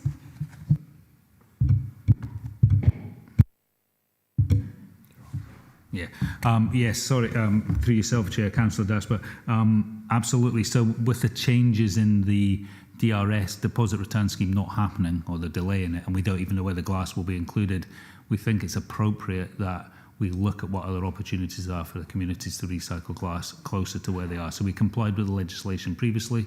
We'd like to go above and beyond that. So what we've done is I've met with Liz Manson's staff, the community, the ward officers, and we've asked them to engage with their communities, their community councils, and where, as and when we can fit in into our collection programme. We've done one for Carsfen, for example. Now, Carsfen, as you'll appreciate, it's an awful long way away, so we've provided additional capacity there, so we only have to visit very infrequently to that. But in your case, I mean, obviously I won't get parochial about the location you're talking about, but in your case, if we're driving past it, yes, I would agree that there's a lot of sense in that. So quite happy to take that, and I'd like to do that through the ward officers so that there's a kind of joined up approach through community councils and we get the best locations, because our vehicles need to get to them to access them. So it's not like just put it here. If we can't reverse the vehicle in safely, then that's difficult, but absolutely.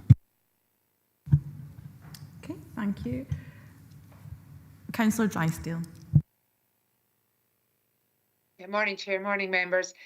James, well done on all the successes with the recycling so far. I just wanted to ask you quickly about 2.8 with the battery recycling.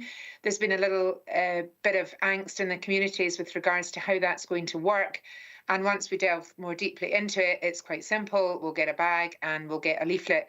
Can I just ensure that when the leaflets go out, that in those leaflets you're able to explain the reasons as to why and the fact it was a government grant that you were successful in achieving, and also add that to the social media pages if that's possible, just so that we don't have to deal with so many phone calls and emails. The public will probably have a right to know as to why, and we're doing it, and I think it's going to be successful, but just some clarity on communication would be much appreciated. Thank you, James. Yeah, I think, James, that's heard right across the region. I think we've maybe missed the boat in terms of educating completely, because what people seem to be interested in it is the fire aspect as well as what can ignite a battery. So yeah, I'll let you answer. Yeah, through yourself, Vice Chair. Councillor Drysdale, absolutely. The leaflet it just came into my inbox this morning, the one that will go in the envelope. So what will happen is we'll post out a bag to every household in the region with a leaflet explaining it. And it explains that they cause fires in our processing facilities. So it explains on the back. We don't actually say we've got government grant in the leaflet, but when we do the comms messaging, we'll do that. We've recently agreed some quotes. We got a quote from the Minister provided to us by Zero Waste Scotland when we got the funding agreed, and we've got quotes from the Chair and Vice Chair. And I'm not actually sure whether that's gone out as a social media post yet. But yeah, there's a lot of explanation around the fire risk side of things, because as we said, we had a fire in Castle Douglas that we think was linked to a battery, and with the recent replacement of the shredder at the Eco-Deco MBT, then that improves the shredding, which improves the chances of shredding a battery, which improves the chances of causing a flame or a fire, and thus slows the process down. We have fire detection, I hasten to add, but it just stops the process when that happens. So anything we can avoid like that, and it'll increase just minorly, but it'll increase our recycling rates, maybe 20 tonnes of, but materials that are reasonably high value and are not good to dispose of in other manners. So yeah, it'd be good service, and I'm following others, and we have a duty for the grant funding to provide data on how successful it is back to Zero Waste Scotland, so other authorities can pick up on that, and we'll provide that to members in due course. Thanks, James. Councillor Ferguson. Thanks very much for letting me in. It's interesting the last two people have both got to talk about batteries because my thunder's kind of been stolen a wee bit here. But I suppose where I really should start is to thank James and to commend him, because when I was chair, I got my ear bent in a very close environment with somebody who wears hearing aids, as do I, and a number of others, is that there was no way of disposing of your batteries other than taking them to a supermarket. To be fair, you listened and you did something about it. So I commend you on that, James. Thank you very much. And in the scale of the budget for this, it's pennies, you know, but it means so much to so many people. And I can't believe that the supermarkets collect batteries for the good of their health. Supermarkets, every single inch of space they've got is to make money. So if they've got a battery collection system, they must be making money. So I suppose the only question we'd have is, how do we then, can we sell the batteries on? Do we sell them? And I appreciate there's a plethora of different types. And there will be a time you'll get steady all-round ear batteries, like hearing aid batteries, which are pretty small, to be fair. But when Santa comes, and I'll ask the chair today, the vice chair, who's very, very aware that, you know, how many batteries it takes for what Santa brings. And then all of a sudden you've got this massive amount in the month of January to get rid of. And most people, they just sit about in the house in a box or something until, well, I don't know. So James, to say thank you. It's simple as that. I've maybe blethered a wee bit too much on it there. So thanks for listening and thanks for actually doing something about it. Thank you, Councillor Ferguson. Do we have anyone else wishing to speak? Oh, Councillor Dorward. Thank you, Chair. I've got a couple of questions, if that's okay, if you don't mind me asking them both. First one is, you know, the waste strategy is an aspirational, laudable strategy that we need to get right. We're focusing on Eco-Deco and MBT. At the moment, it's quite a radical change that's being proposed. So can I ask for assurance, and I'm sure we have, that we've taken into account the forthcoming circular economy bill, and it's only at stage 1 at the moment, but in terms of future-proofing what we're doing, and in terms of the increased responsibilities that are going to be delegated down to local authorities under this bill if it goes through. In hindsight, it's wonderful, but we don't want to get burnt again in terms of historical, trying to anticipate or attempt to anticipate our legislative duties as a local authority, so we don't want to go down that road again. And my second question is for the Chair, if that's okay. This requires a lot of member scrutiny, rightly so, and monitoring this process. It's a massive strategy. And given that we've been informed that at 4.3.4, that costs may be going up from 12 to 28.1 million for the entire strategy, that's a massive investment that we might potentially make as a council. So one of the things I was looking at was oversight of this, and I noticed that there is an ad hoc waste collection, treatment, disposal subcommittee that you chair, and there's been no meetings of this for the past year. Now, the remit of this committee says that it's to monitor the detailed development and implementation of the waste strategy for collection, treatment and disposal arrangements across the region, and to monitor the contribution to the climate change emergency through the approach given in the waste hierarchy of reduce, reuse, recycle. Quite a big remit. I'm wondering if there's any thought being given by the administration to initiating that committee, given the amount of investment that we might be putting in this, amount of thought and monitoring we have to do. If you had any thoughts yourself on that as a chair. Thank you. I think it's a very good point, Councillor Dorward. In terms of where we go from here, I'll need to take advice on that. Director, could you maybe give us some advice? Yeah, more than happy to. Thanks, Chair, and thanks, Councillor Dorward. Yeah, the subcommittee was set up. It did meet occasionally, and it was always the balance between ensuring that the subcommittee fulfilled its role, but ultimately all members had their say at committee.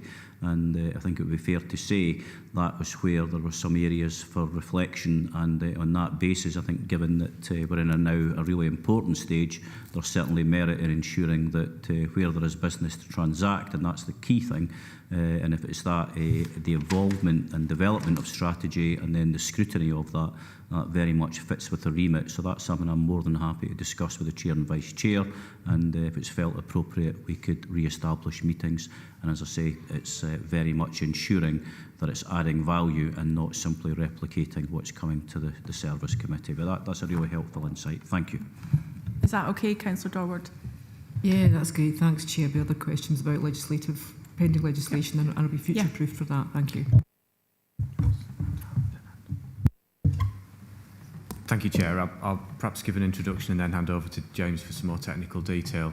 So in relation to the recommendation we've put forward to cease the refinements process and change the process effectively at the MBT plant, the case that we've outlined in the recommendations, I would say, we've weighted that towards the financial case for doing that. We believe that's correct from what we see as officers. There is a strong financial case to make that change, driven by the projections that are in the appendices over a 15-year life period of which is the most cost-effective way, based on current projections of different waste disposal costs for disposing of our waste, particularly when we take into account the relatively near term, as in next few years, need for major capital investment in the refinements process if we were to continue to go that route. So that piece of work basically homed in on the most cost-effective way for the next 10-15 years being that change to the MBT process and turning off the refinements process.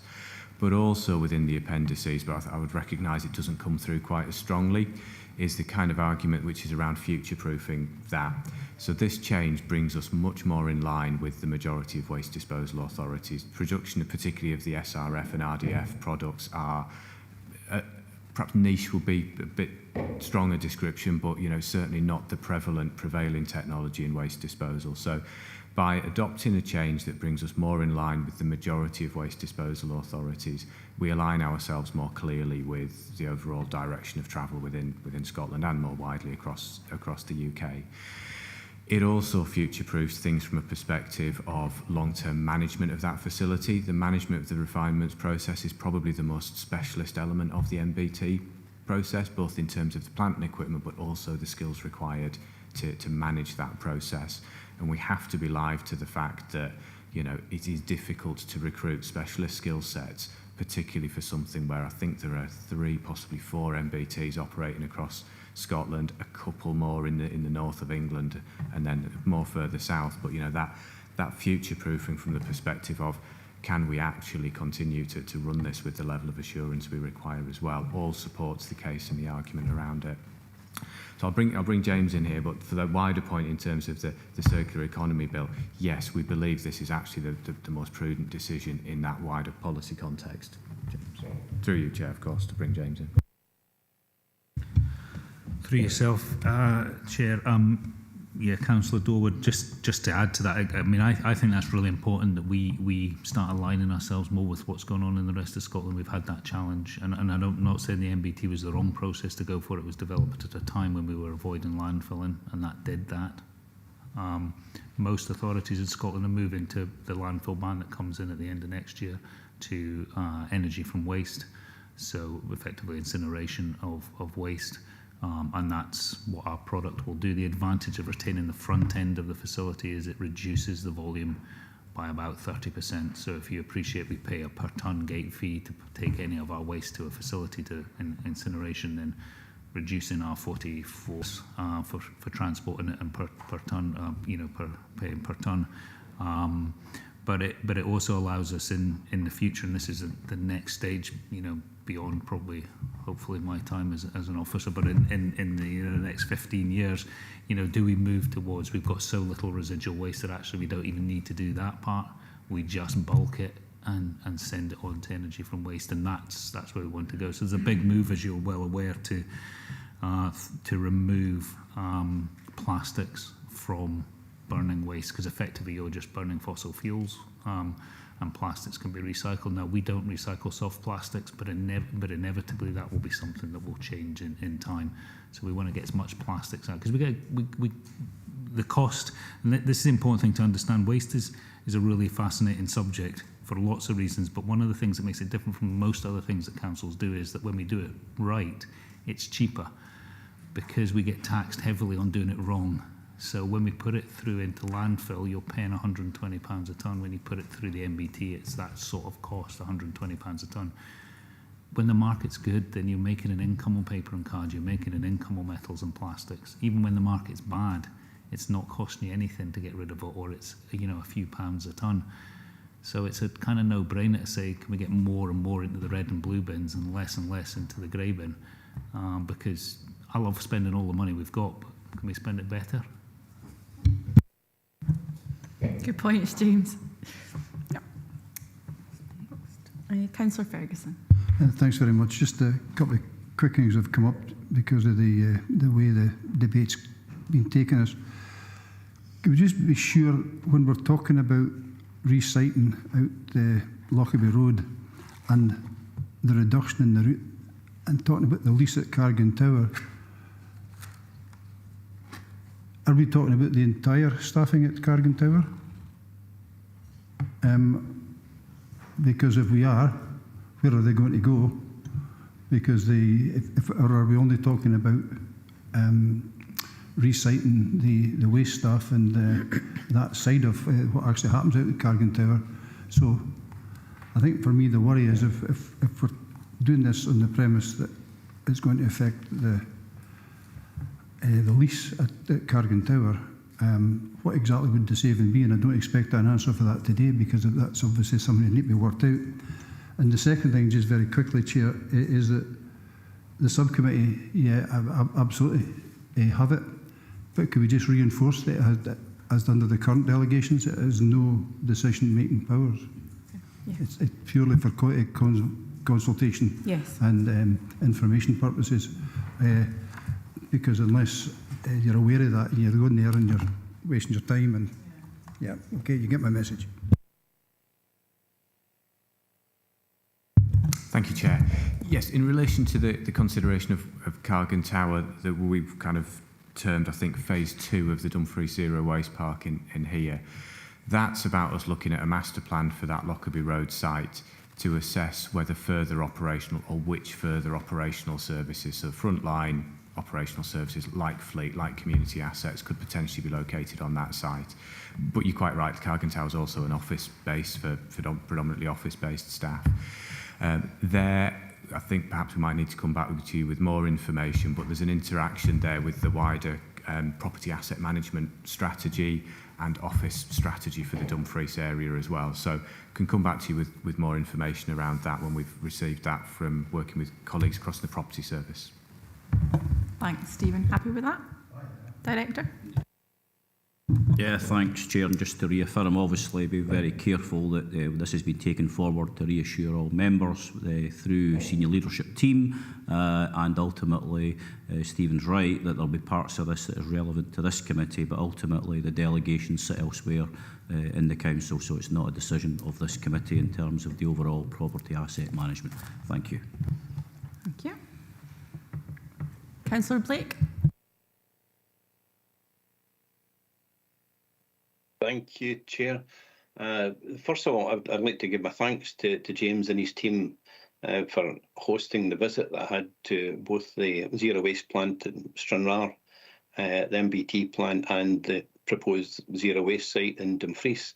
I found it to be excellent. It certainly helped me, give me a good understanding of the papers that are in front of us today. I'd also like to thank Councillor Dorward for raising the subject of the subcommittee, which, to be honest, I was not aware of. But I would like to ask, when was the last time that this subcommittee actually met? Who would wish to answer that one? Yeah.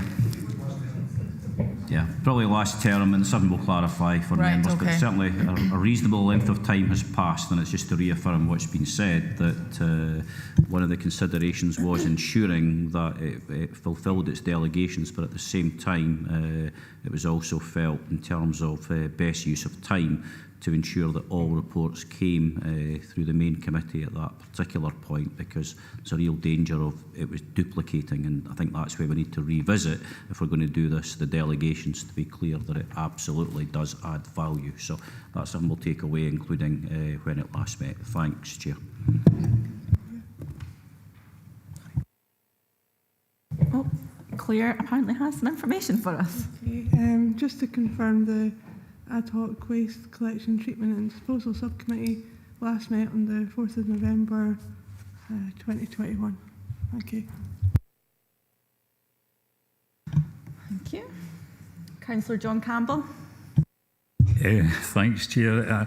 I can see you're desperate to get to the recommendations. So my questions, well, it's not a question, it's more of an ask, that when we get to recommendation 2.1, that we actually confirm it is option C, because I haven't heard anything to the contrary, you know, that is what we're actually going to be picking, because in the appendix, if any member of the public was reading, I think it's page 54, there's a number of options in there, and just to be absolutely clear, when we go to recommendation 2.1, that it is option 3C. Thanks, Chair. Can we have that confirmed?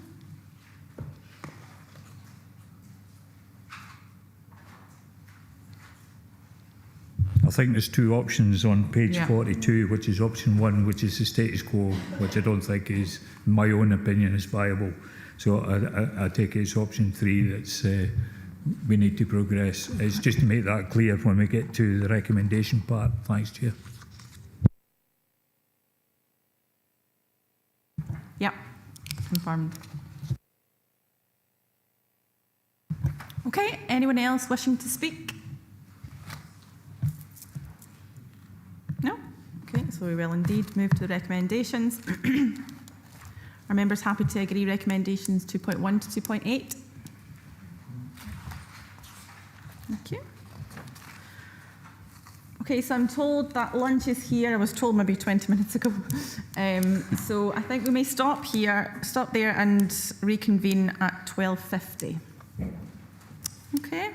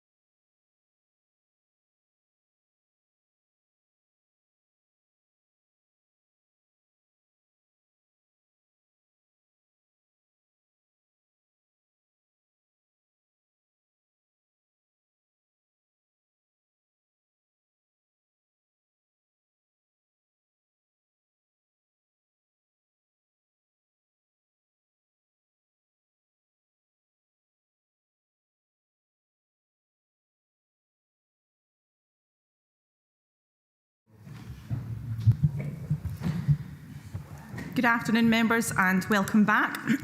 We are now on to item number 7 of the agenda. Members are asked to consider the development of the regional parking strategy and the options to be progressed for parking enforcement. Stephen Hall is available to take any questions on the report along with other officers as may be required. And we'll first debate.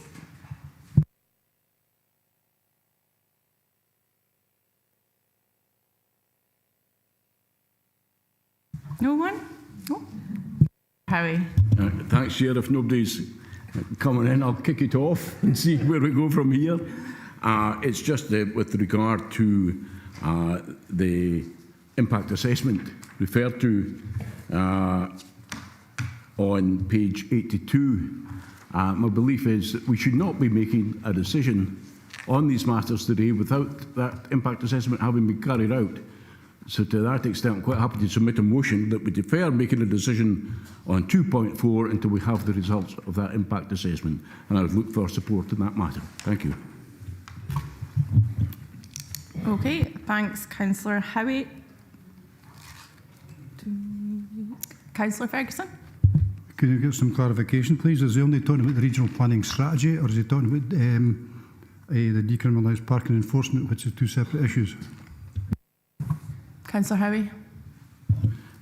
Just the item we referred to at 2.4 when we've been made asked to make a recommendation on it was scenario 2 or scenario 3 in the recommendations. Okay.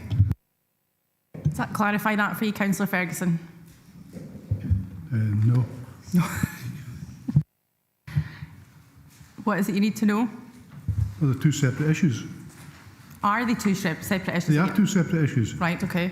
And this committee made it very clear to officers when the paper was to come forward that were to be two separate issues. Okay.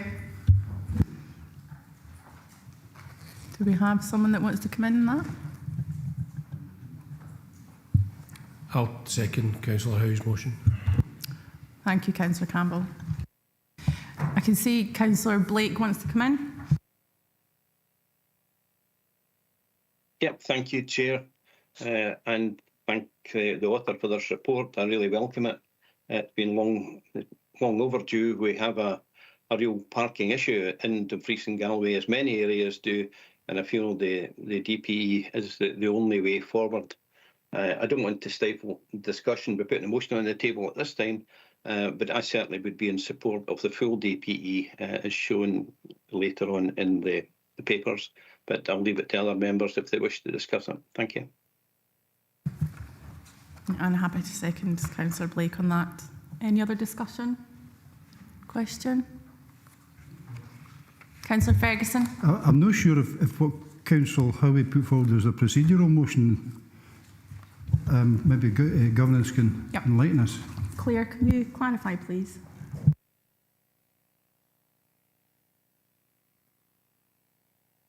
I'm just looking what it says about the impact assessment. My reading of it is that the impact assessment would relate to the report that's coming back in April, the one that comes back about because it's talking about progression to a final version at 2.2. So it's a draft you've got at the moment. So I read it that it'd be the impact assessment available before there's that final version. Chair, can I come back in? My understanding of what they've just been proposing seconded actually is to suspend or to delay, which to me is the procedural motion at this stage, rather than actually, I hear the chair online as they're coming back. This has been going on for a long time. Why would we delay it any longer again? We've already had a massive consultation process. We might argue the case why the impact assessment hasn't been done. That's a separate issue. But as this isn't the end of the process, it's only the beginning of the process. There's lots of time to actually get the impact assessment brought forward and incorporated into the next stage. Do you want to come in? Yes, you're correct. It would be a procedural matter whether to defer until that impact assessment is available or to consider the matter today. So that means we need to take the procedural motion first, is that right? So we need to vote. Well, I'm happy if the chair is happy to second me. I think that we actually, the vice chair second me, or whoever comes in, that we actually discuss this today. Okay, let's hear from Councillor Drysdale.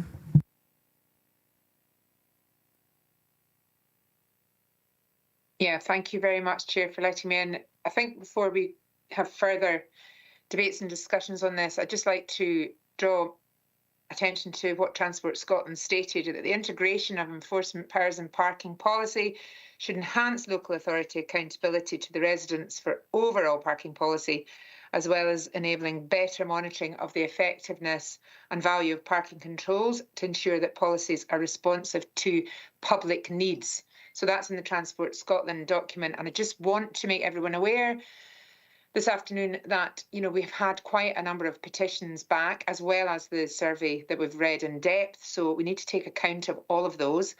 And my question really is sort of in the back of Councillor Howie's. You know, when we're looking at the DPE, it's very much something we possibly need to implement, as we're seeing in the report that was undertaken.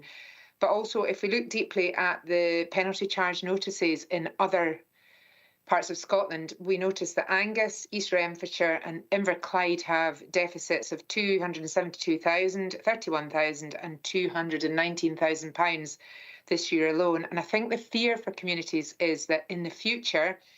Point of order, Chair. We have a procedural motion on the table. We're now into a debate. Okay. We need to take the...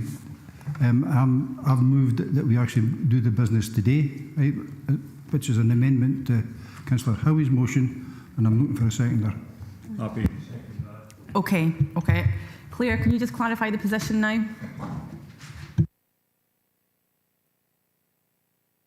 Okay, thank you, Chair. We've got a motion and an amendment on the table. A motion proposed by Councillor Howie, seconded by Councillor Dickie Campbell, to defer consideration of this item today until an impact assessment is available. Amendment proposed by Councillor Ferguson, seconded by Councillor John Campbell, to consider this report today. Okay. Councillor Inglis? Yeah, Chair, sorry I missed the start of this debate, so just a wee bit of clarity. Am I okay to vote on this part? Yes, certainly, Councillor Ingalls. Yeah.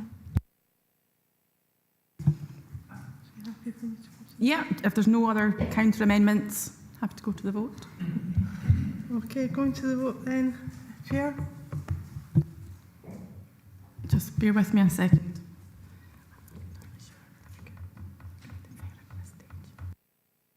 Chair, apologies for just coming in late. I've put my hand up. It's hard to see, I know, when you're sitting in that situation. I just wonder if I could have absolute clarity in regards to what the motion and the amendment was and the grounds behind that, please. I'm a wee bit like Councillor Ingalls here, not 100% sure what I'm voting on, other than we carry on with business today, or we don't, we suspend. But it sounds like some kind of impact assessment. I didn't pick up on absolutely everything. If you could have the clarity, please.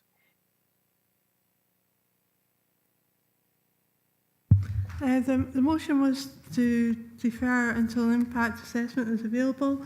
The report says at section 6 under impact assessment that an impact assessment will be undertaken prior to adoption review of the final RPS. A copy and summary results will be provided to the next appropriate committee. So the motion was relating to that statement that to defer on that basis. The motion was proposed by Councillor Howie, seconded by Councillor Dickie Campbell. The amendment proposed by Councillor Andrew Ferguson, seconded by Councillor John Campbell, was to consider the report today. Okay, so there's a motion and amendment. Councillor Ingalls, is that more clear to you?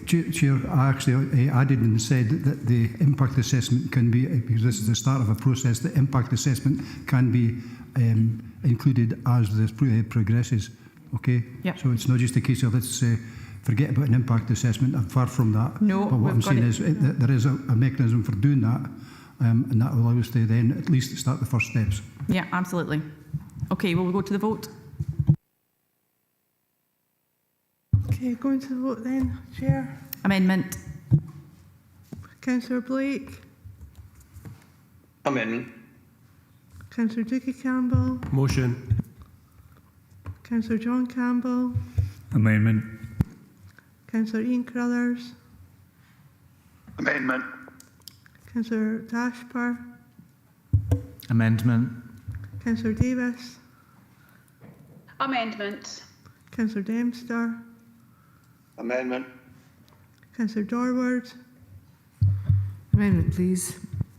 Councillor Drysdale. Motion. Councillor Ferguson. Amendment. I believe Councillor Hill's not in the meeting. Councillor Howie. Motion. Councillor Ingalls. Amendment. Councillor Little. Amendment. Councillor Lowe. Amendment, please. Councillor Marshall. Amendment, please. Councillor Slater. Amendment. Councillor Stitt. Amendment. I believe Councillor Walters isn't in the meeting. Just double checking. Oh. Okay. So your amendment's carried.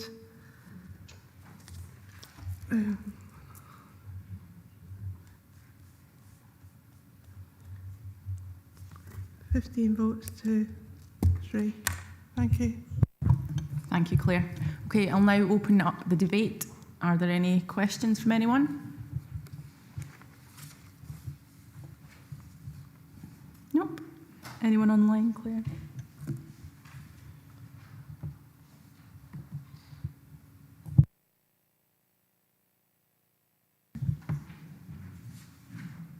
Councillor Blake? Oh.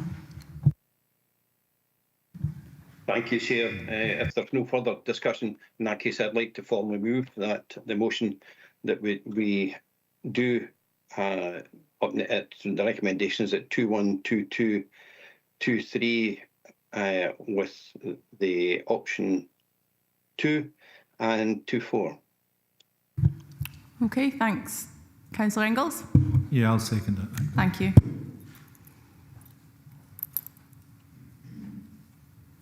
Okay. So we're happy to move to the recommendations? Yep.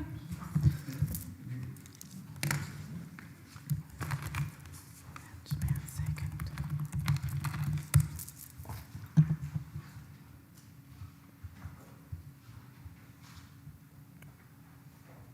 Okay, so bearing in mind the debate we've just had, are members happy to agree recommendations 2.1 to 2.5?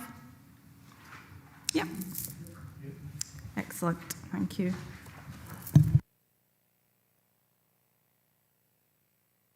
Okay, we'll move on to item 8. This report provides members with a financial and progress update of the projects and programmes contained within the 23-24 Public Realm Asset Class Capital Programme and provides details of the carriageways programme schemes to be undertaken in 24-25 within the Public Realm Asset Class for approval. Stephen Hall is available to take any questions on the report, along with any other officers that may be required. I'll now open it up to debate. Any questions? Councillor Stitt. Thanks, Chair. I should maybe have brought this up in the first thing on the agenda. I like what we're doing with carriageways at strengthening and resurfacing, but I don't know who was responsible for doing the roundabout at Wilbeta Road at Cargan Bridge, but that was only done last year and it's ripped up already. So I don't know if that was done by an outside contractor or our own workers, but it's actually an eyesore and it's only been done. There's 3 massive potholes already. Thanks, Councillor Stitt. Can we take that up offline as it's a ward matter? Of course, we'll Is come that back to you okay, with the response. Councillor Stitt? Yeah. Councillor Ferguson. Thanks very much, Chair. I'd just like to thank the team again because the improved communication we get telling us what's got to happen in the ward on a week-by-week basis I have to say, is the most read part of my councillor Facebook page, and get regular likes. And at least people know. They might not be happy that the road's blocked or whatever. At least they know. So thank you to the team. And if we can even improve that or enhance that, it would be really good. So thanks very much. Thank you, Councillor. Councillor Dempster. Hey, thanks, Chair. It's a couple of issues on page 169 and 170. 169, 4.52, and although it talks about Samet Centre Cemetery, it's a regional issue because can't stop folk dying. We need to be sure that we make provision in plenty of time. And I know it's being progressed. I know it won't happen tomorrow, but there will be a time when all these cemeteries are full and we need to find other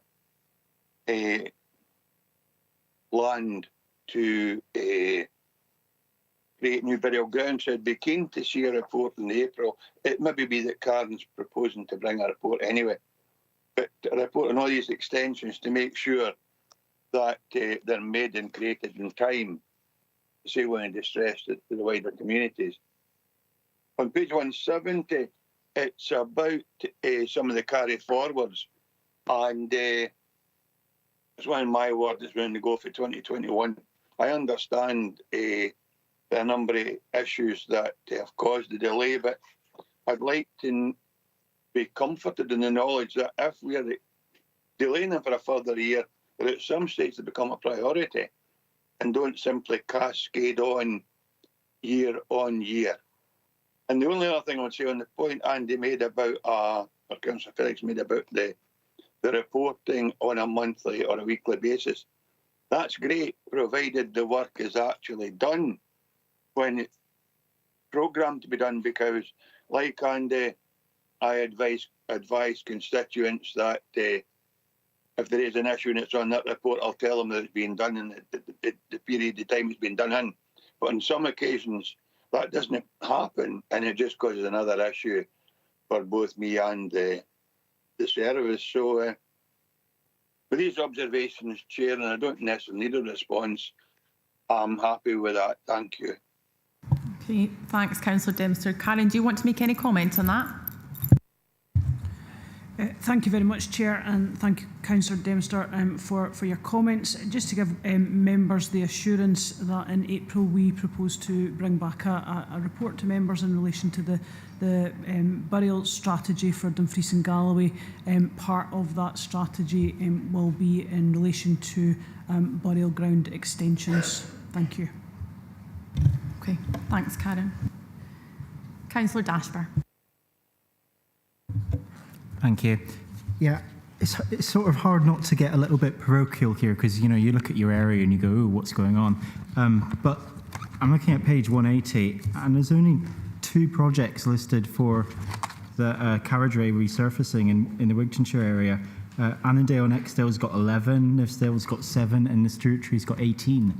It just seems to be a bit of a geographical unfairness in a way.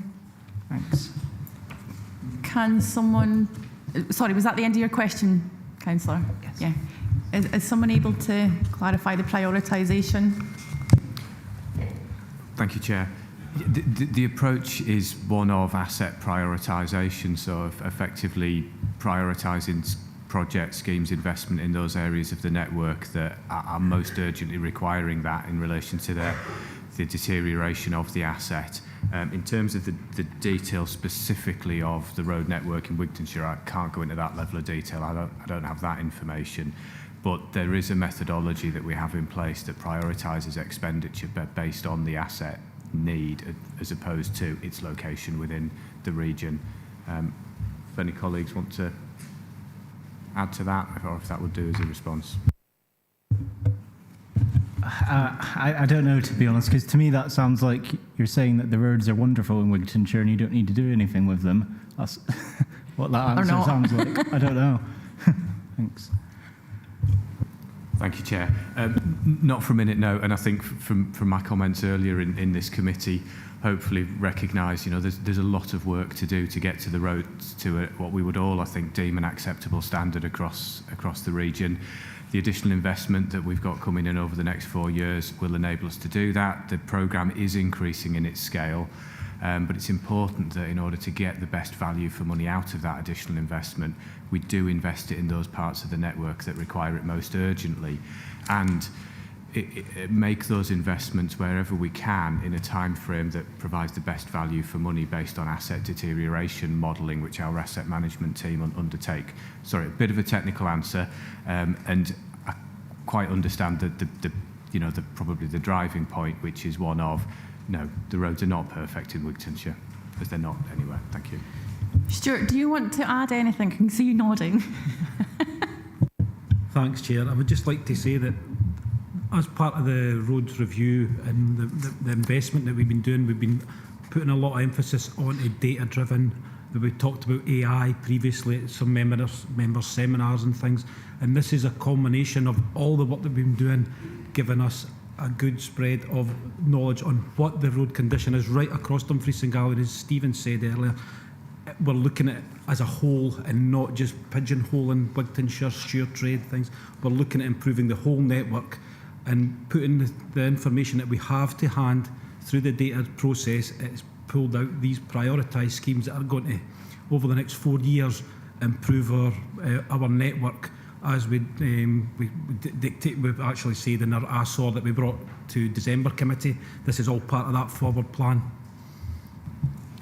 Okay, thanks, Stuart. I think it's your observation is you're right to raise it, and if you don't know the answer, you ask the question. And I think hopefully they've given you a bit of reassurance there.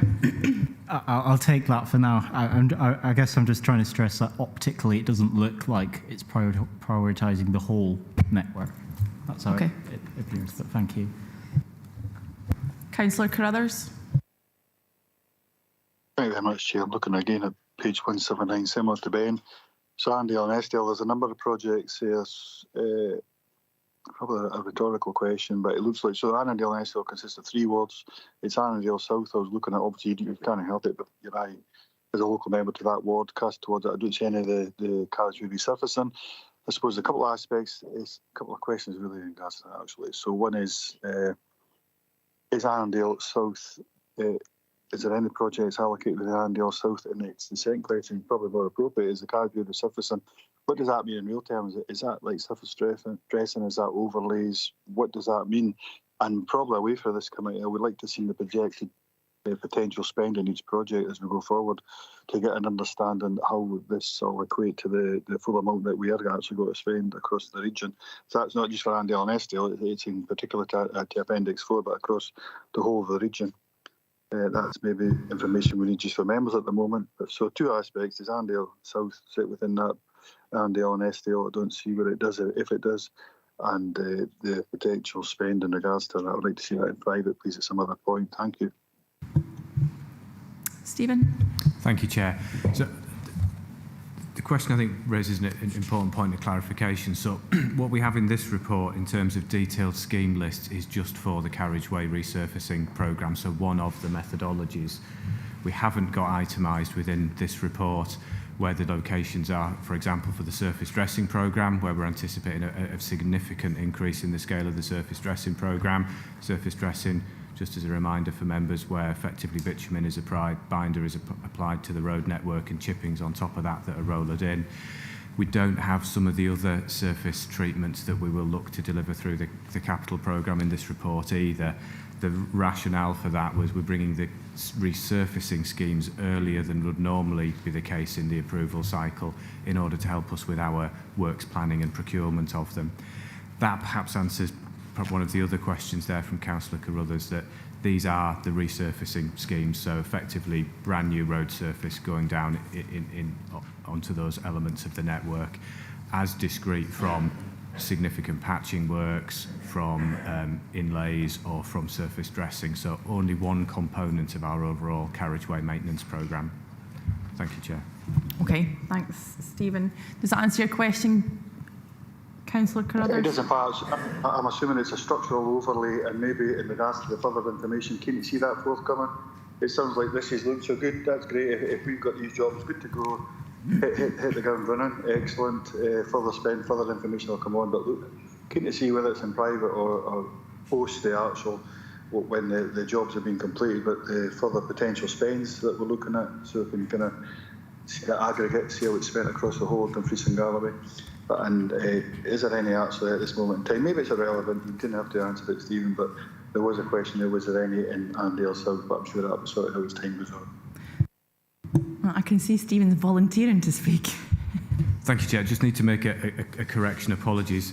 In the updated Appendix 4 that came out in the papers pack, we actually do have the locations of the surface dressing programme in there. I just stated that we didn't, which was the previous appendix. Apologies, I've printed the incorrect one out there. Thank you. Thank you, Stephen. Councillor Marshall? Yeah, thanks.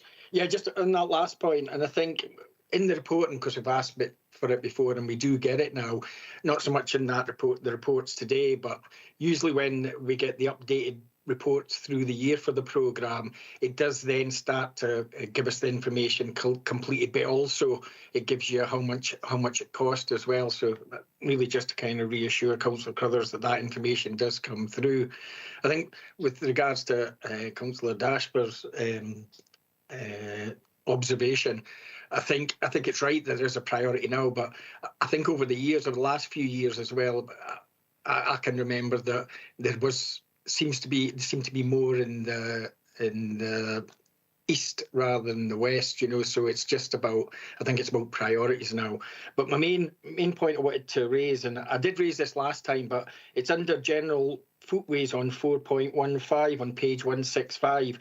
It says that the programme is going to concentrate on footways that have exceeded their life or have deteriorated. I would also like for some consideration of phased footways that have maybe had the first phase or the second phase, and importantly when they're linking two communities together. And I'm sure there's examples in all wards. I have one in my ward. But I'd just like some sort of priority put on that as well, because it's pointless starting something and not finishing it. And in relation to the issue I raised last time, and probably just an update on which service will perform the task, but under footways, it says some footways that are now causing a safety issue to pedestrians. Well, a lot of our footways now, and I kind of raised it under reclaiming our footways, is you can only see half of the footway. It's a perfectly good footway, but because of overgrowth, etc., then it's very difficult to negotiate some of these footways, especially if you've got a pram or a pushchair or things like that. So I'm just wondering what part, and I think the director reassured me last time that when it comes to winter maintenance, that we're looking at having a team that would go out and start taking some of this overgrowth off perfectly good pavements. So I'm just wondering, what part of the service would perform that task, and when's it going to be done? Stephen? Thank you, Chair, and thank you for the question. So that will be for the road service to perform that maintenance, to cut back overgrowth on those footpaths. And thank you for raising it again. You did raise it at the last meeting. We are looking at the operational planning for that, ready for the springtime, or effectively once we're out of the peak period of winter maintenance, when, in all honesty, the resource is just not available to us. But yes, we have begun to look into that and how we can resource it, ready for the better weather. Thank you. And also the phasing of footways. Thank you, Chair. Just for a point of clarification there, are you meaning where we've got footways that are constructed for some of the length connecting two communities, but it's not yet completed and completely connecting them? Yeah, I'll give you an example, but other members will have examples. I'm not being parochial, but just for your information, I think the footway between Eastriggs and Dornoch, first phase was done about 4 or 5 years ago, which has done part of the route linking the two communities, but then it's never appeared again on the programme. So that's just one example, but probably to improve that footway to connect two communities, particularly, you would expect it to be done in a phased manner, but maybe year on year, which doesn't seem to apply. A phase is done and then it's forgotten about. Thank you for that clarity, and through you, Chair. So the majority of the programme that you've got in front of you is about maintaining the existing assets that we've got and prioritising that. At 4.38 in the report, we do refer to additional investment that's been made available at a national level for active travel. Now, we don't yet know exactly how that's going to come through to the council, but we are hopeful, stroke anticipating, that it may result in a higher level of capital grant to the council for active travel. And under that is an area where we would obviously be considering footway connectivity, cycleway connectivity, and other issues around modal shift to support people with active travel intervention. So it's perhaps something we could pick up as part of our planning and response once we're clearer on the funding that might be available for that area. Thank you, Chair. Thank you, Stephen. Councillor John Campbell. Yep, thank you, Chair. I welcome the report, and like Councillor Ferguson, I just want to give my thanks for the number of projects that we take through this particular agenda item, in particular street lighting, for example, our speed limits and traffic calming, particularly the 20 mile per hour speed limits around primary schools, etc., etc. The point I was going to raise was on page 170, which is the purchase of smart bins, which is asked to carry forward, and that's it, reference at 4.56. But more a general question, Chair, when it comes to bins in public locations. For example, around our coast, we have quite a number of viewpoints, laybys, that kind of stuff. And it came to my attention this morning about the Mull of Galloway, whereas there's no public bin there, and people are using residents' bins to put the, because a lot of people will turn up in their cars, spend a day along the coast. So maybe a general question, do we look at all these sort of areas, and do we come up with a plan so we can put these in? I know there's potential funding that we could get from the likes of Coastal Benefit Fund that we could apply to, purchase bins, whether they're smart bins or not. Thanks, Chair. Karen? Thank you very much, Chair. Through you, thanks for your question, Councillor Campbell. So in relation to bins in general, then yes, the service through Street Scene look at the locations of those bins. Now, in terms of smart bins, this year, so this financial year, we have installed through the Coastal Benefit Fund, I think it was about 20 smart bins in various locations in the Wigtonshire and Stewartry areas, and we're currently analysing the data that we're getting back from those. Specifically in relation to Mull of Galloway, that's private land in essence at that area sort of south of the Rins.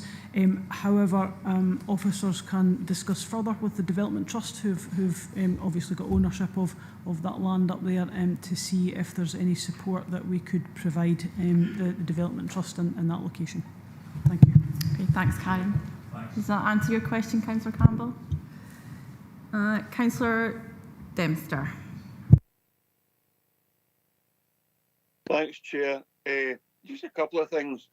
On the point Councillor Marshall raised about footways, I had to ask your team to intervene up my ward because there was a blind constituent of mine with a guide dog, and the guide dog wouldn't go into the path because there wasn't enough width for the dog to guide his master along the path. So it's important in some circumstances that these matters are addressed, and addressed with a degree of urgency.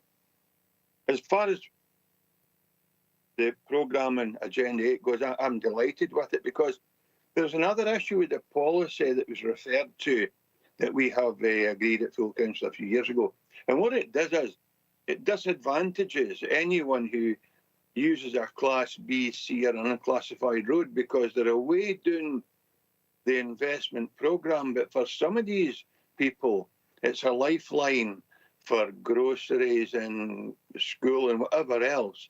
So I'm pleased to see we recognise that, and maybe we need to have another look at the policy just to make sure that just because it's a B or a C class road doesn't mean to say it's less important than any of the other roads in the region. And a final throwaway line, I'm disappointed. I thought I was the only parochial buddy in the room, but I'm fourth so far in this agenda item alone.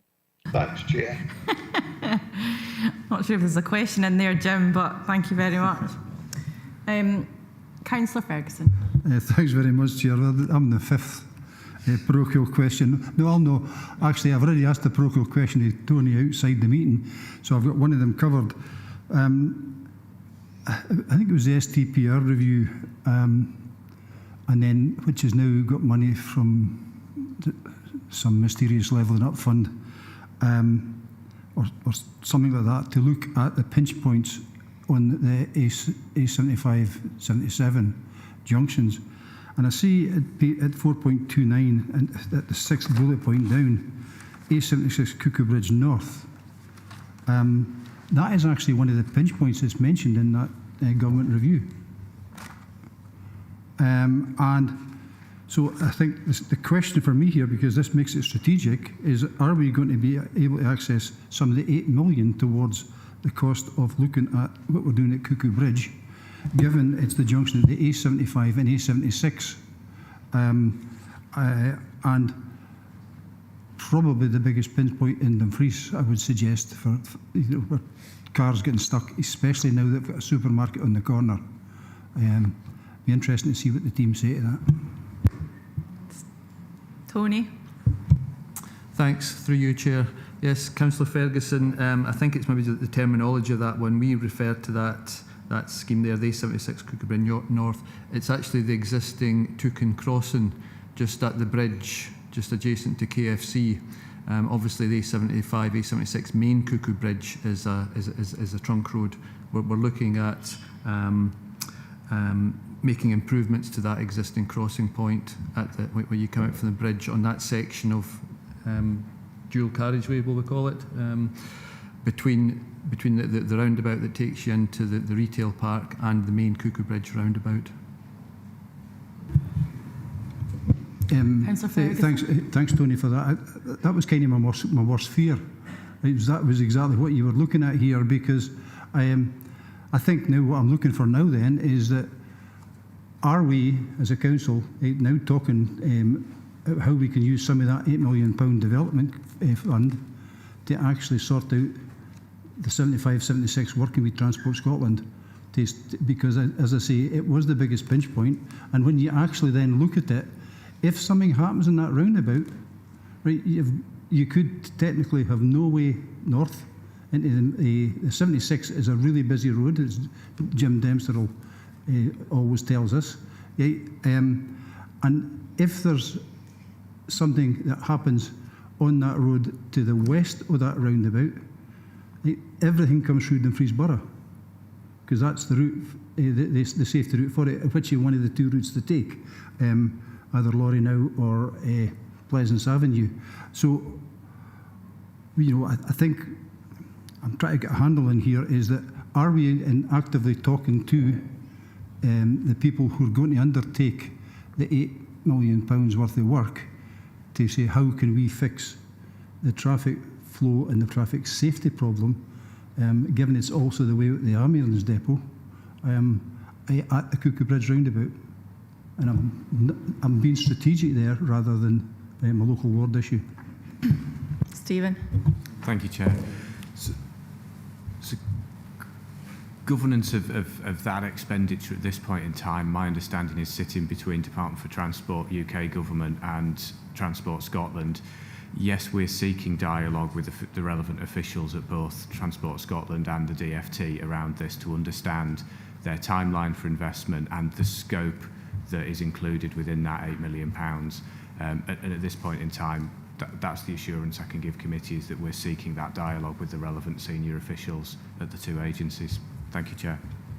Thanks, Stephen. Councillor Slater. My voice is not too good today, but the question I would like to ask is, when's Craig Road, it's the main artery to Dumfries, when's it going to be repaired? Because cars are starting to swerve around the potholes now. And also down towards the doctor's surgery and up past the little school, Georgetown School. It's in a terrible state and it really needs some urgent repairs. Thank you. Thank you, Councillor Slater. I think that's something to take offline. I think the officers have got a note of it. Thank you. Okay, thank you. Anyone else willing to speak? Councillor Dorward. Thank you, Chair. Not a parochial question, a strategic one. You might be pleased to hear. In terms of 4.37, page 168, active travel, we're really pleased to see that Scottish Government has increased the funding. I don't know how much of that we're getting, and there isn't any indication of that at the moment. But providing it does come in, I know that in Appendix 2, I think it says to be confirmed, or words to that effect. Providing the money does come in terms of what we're doing, do we have the capacity to take that forward as quickly as possible? Because we are known as a cycling region, and it would be great if we could do that. Thank you. Stephen. Thank you, Chair. So while we don't know exactly what that national funding settlement's going to do for Dumfries and Galloway, as I said before, we're hopeful that that's going to result in at least additional capital money. So as a consequence of that, we are reviewing the capacity we've got available for active travel schemes, both in terms of the development of those, the behavioural change that goes alongside any physical intervention, and then through the work that we're doing within the wider road service, the operational capacity and design capacity to be able to deliver in line with any funding that becomes available to us. So that review has started as part of our work. Thank you. You happy with that, Councillor Dorward? I can understand why the question was answered in that way, but it doesn't actually provide an answer to the question in terms of, I mean, I know that it depends on the funding we are reviewing, but some more clarification, perhaps coming back when the funding's clarified, it would be really useful to know about capacity, even just a note to members as opposed to a report. Thank you. Yeah, fair enough. Okay, so there are no more requests to speak, so I will move to the recommendations. Are members happy to agree recommendations 2.1 to 2.6? Yeah.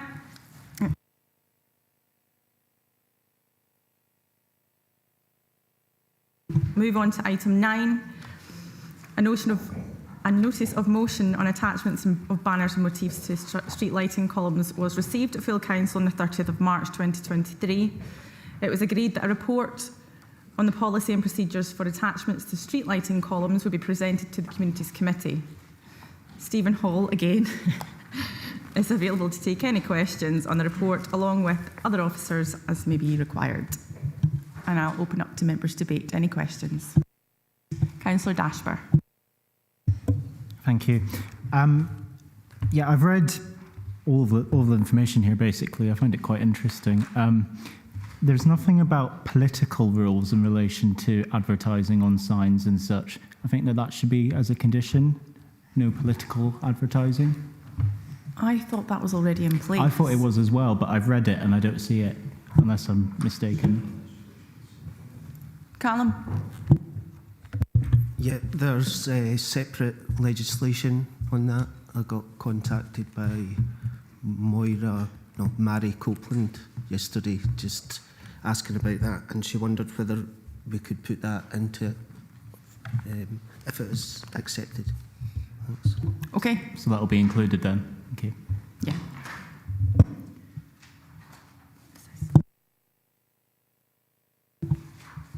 Councillor Dempster. Thanks, Chair. I'm delighted to tell you that for years there hasn't been political banners put up because the council have a stated position that there will be no political material posted on any council infrastructure.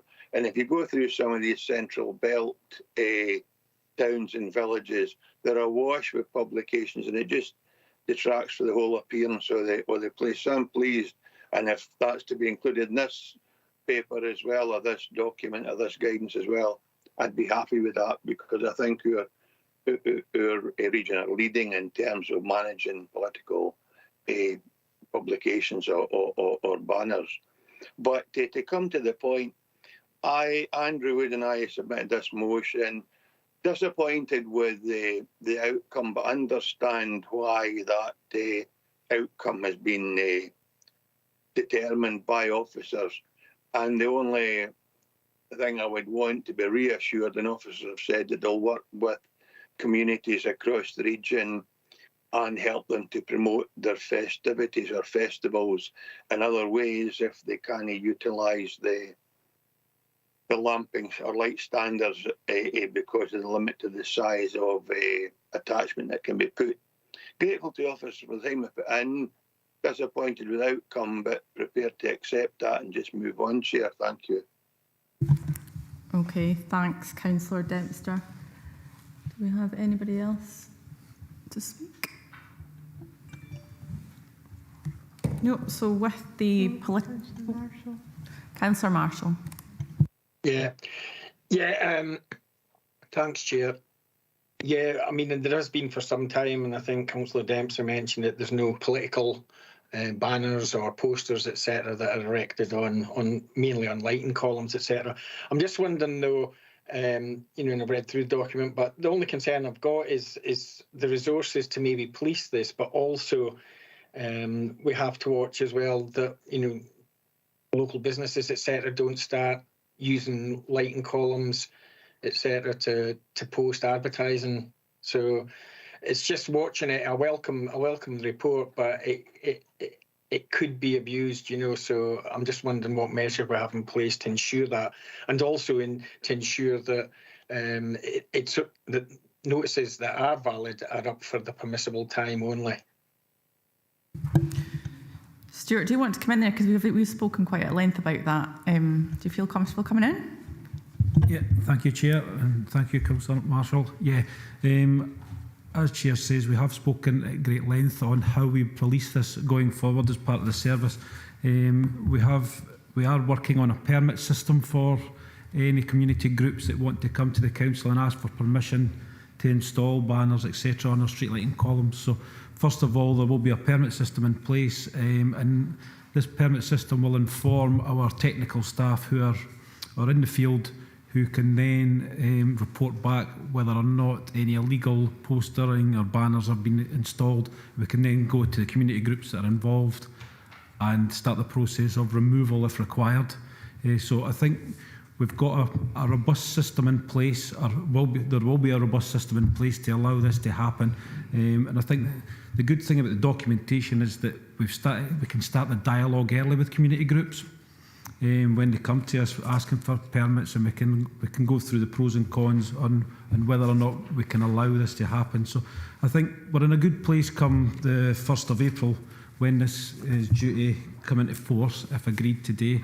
And I think as a service, it puts us in a better position going forward to actually police this type of activity as well. Thanks. Chair, can I just come back yet? Yes. Yeah, appreciate that response, but really, if that conversation's had, with the chair and the vice chair, probably it would be good to have that in the report if it was possible, Yeah, fair enough, fair point, but as long as it's given you assurances in the meantime.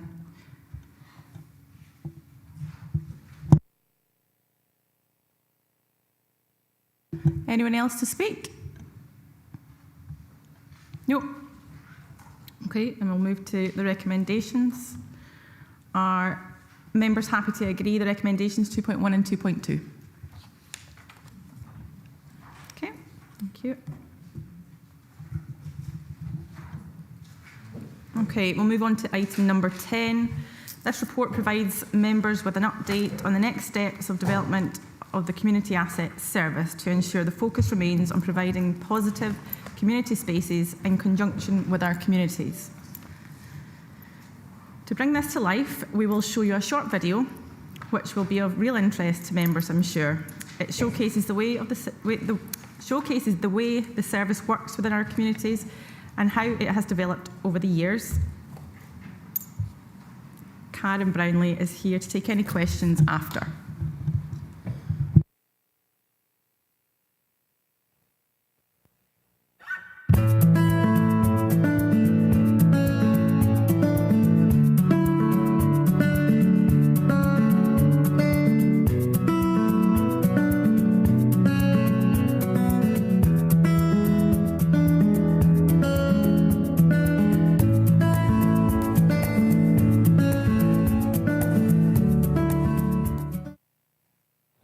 I'm Karen Brownlee, Senior Community Assets Manager with Dumfries and Galloway Council. Over the last 5 to 10 years, I have seen our approach to jointly working with our communities and incredible volunteers transform, specifically in relation to issues such as tackling litter across the region and maintaining and developing our play parks. Our teams and our communities have developed over the years to ensure we are working with each other on a regular basis. We now work in our communities, with our communities and for our communities. For many years, our council, like many others, seemed to work in silos. We seemed to do everything within our communities with little or no input from volunteers and other organisations. We cleaned, maintained, removed and replaced, and that was very much the expectation of our local residents. It was the council job.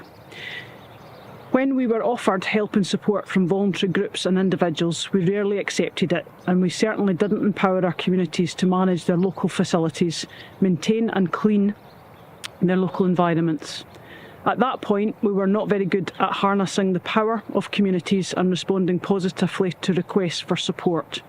In all honesty, we were probably nervous around the whole process of supporting and enabling volunteers. What a difference a few years makes. Our approach to working with our communities and volunteers could not be more different. I'm Karen Smith from Owners South West Scotland. We are a group of local volunteers committed to cleaning up our local beaches. Dumfries and Galloway Council has become key partners of ours and could not be more supportive and empowering of the work that we do. We have dedicated points of contact within the council and are in regular contact to coordinate our clean-ups, ensuring that we collect and leave all of our waste in central locations for the council to remove thereafter. It's a win-win. We are provided with equipment and advice, and this helps the council to be able to focus on tasks which require the specialist teams or equipment. It's a partnership that is going from strength to strength. I'm George Gardner, Street Scene Operative with Dumfries and Galloway Council. Having worked with the council for 33 years, I have seen many changes in how we work in and with communities, none more so than in the last few years. One of the positive outcomes from Street Scene has been working with local communities, volunteers and groups. Working with these individual volunteers and groups means that our communities are kept to a high standard. We could not achieve this without the dedicated volunteers. After all, we all live and work locally. It's all our community. The volunteers are our eyes and ears. They see and or hear any issues that may arise, and we can often deal with these issues before they become a problem, before anyone even notices, particularly in our high footfall tourist areas and main streets. We all have civic pride. It's great to know that the communities are doing their bit to tackle the problem, and together we are making a real difference.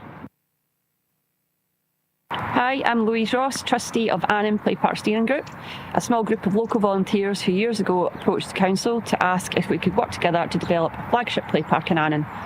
The play parks at the time were relatively poor state, didn't offer much in way for our children to play with. I'm not going to say it was easy or quick, but with the support of the local councillors, the council officers, we raised over £500,000 and opened a new inclusive play park in 2021. This spurred us on to develop and fundraise and deliver a pump track in 2023. The council has supported us and empowered us every step of the way, helping us to engage the wider community, guiding us on equipment, choices, procurement and managing the contracts and installations for us. It's been a real partnership effort which has brought our community and our council closer together. We do regular litter picks and days at the park for the kids. It's great. I'm Councillor Ian Blake, Chair of the Dumfries and Galloway Council's Communities Committee. I've been an elected member for almost 17 years now, so it would only be fair to say that during that time I've seen many major changes in how local government operates at the community level. Focusing specifically on our council's approach to litter and play parks, the contrast from traditional to modern approaches could not be more different. It's probably inconceivable to think that only a few years ago that we could have had such nice places to live with the superb assets such as our new inclusive play parks across the region. This is undoubtedly due to the success of our council's communities model and the role that our citizens play within that arrangement. The achievements so far have been quite remarkable, both culturally, amongst our staff and residents, and physically in our places and spaces that we all enjoy. We continue to develop a strong network of volunteers and community organisations who are all committed to enhancing the places in which they live. Throughout this process, our staff have been flexible, adaptive, and offer the right amount of support and inspiration that is necessary to allow communities to achieve their ambitions and to thrive. Although to date this has been a relatively short journey, with the huge successes that we have achieved so far, and with the support of our communities, there is certainly no going back.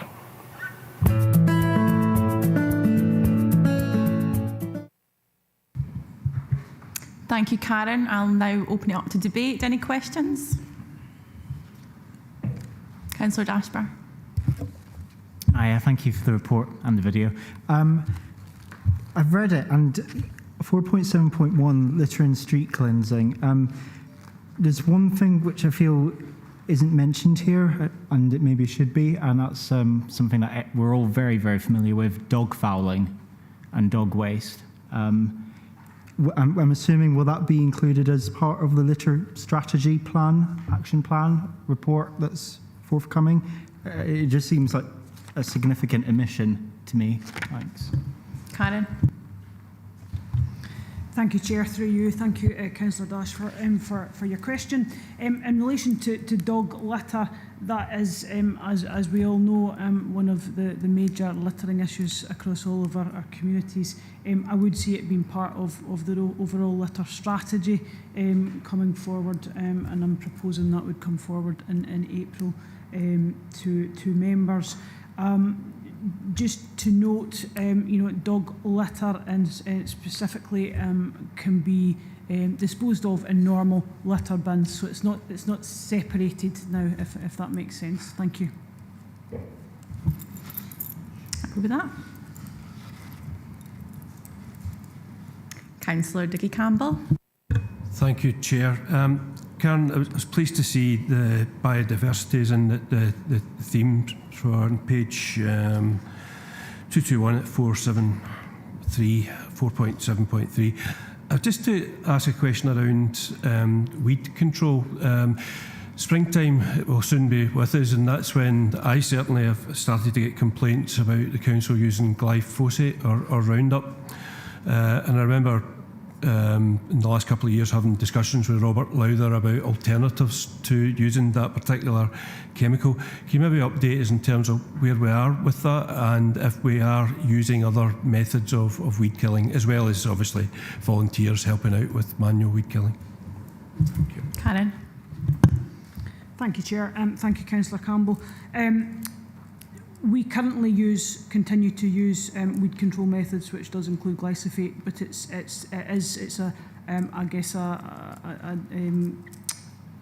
solution, a solution that you would purchase in your shops yourself. So it's no longer the strength that it used to be.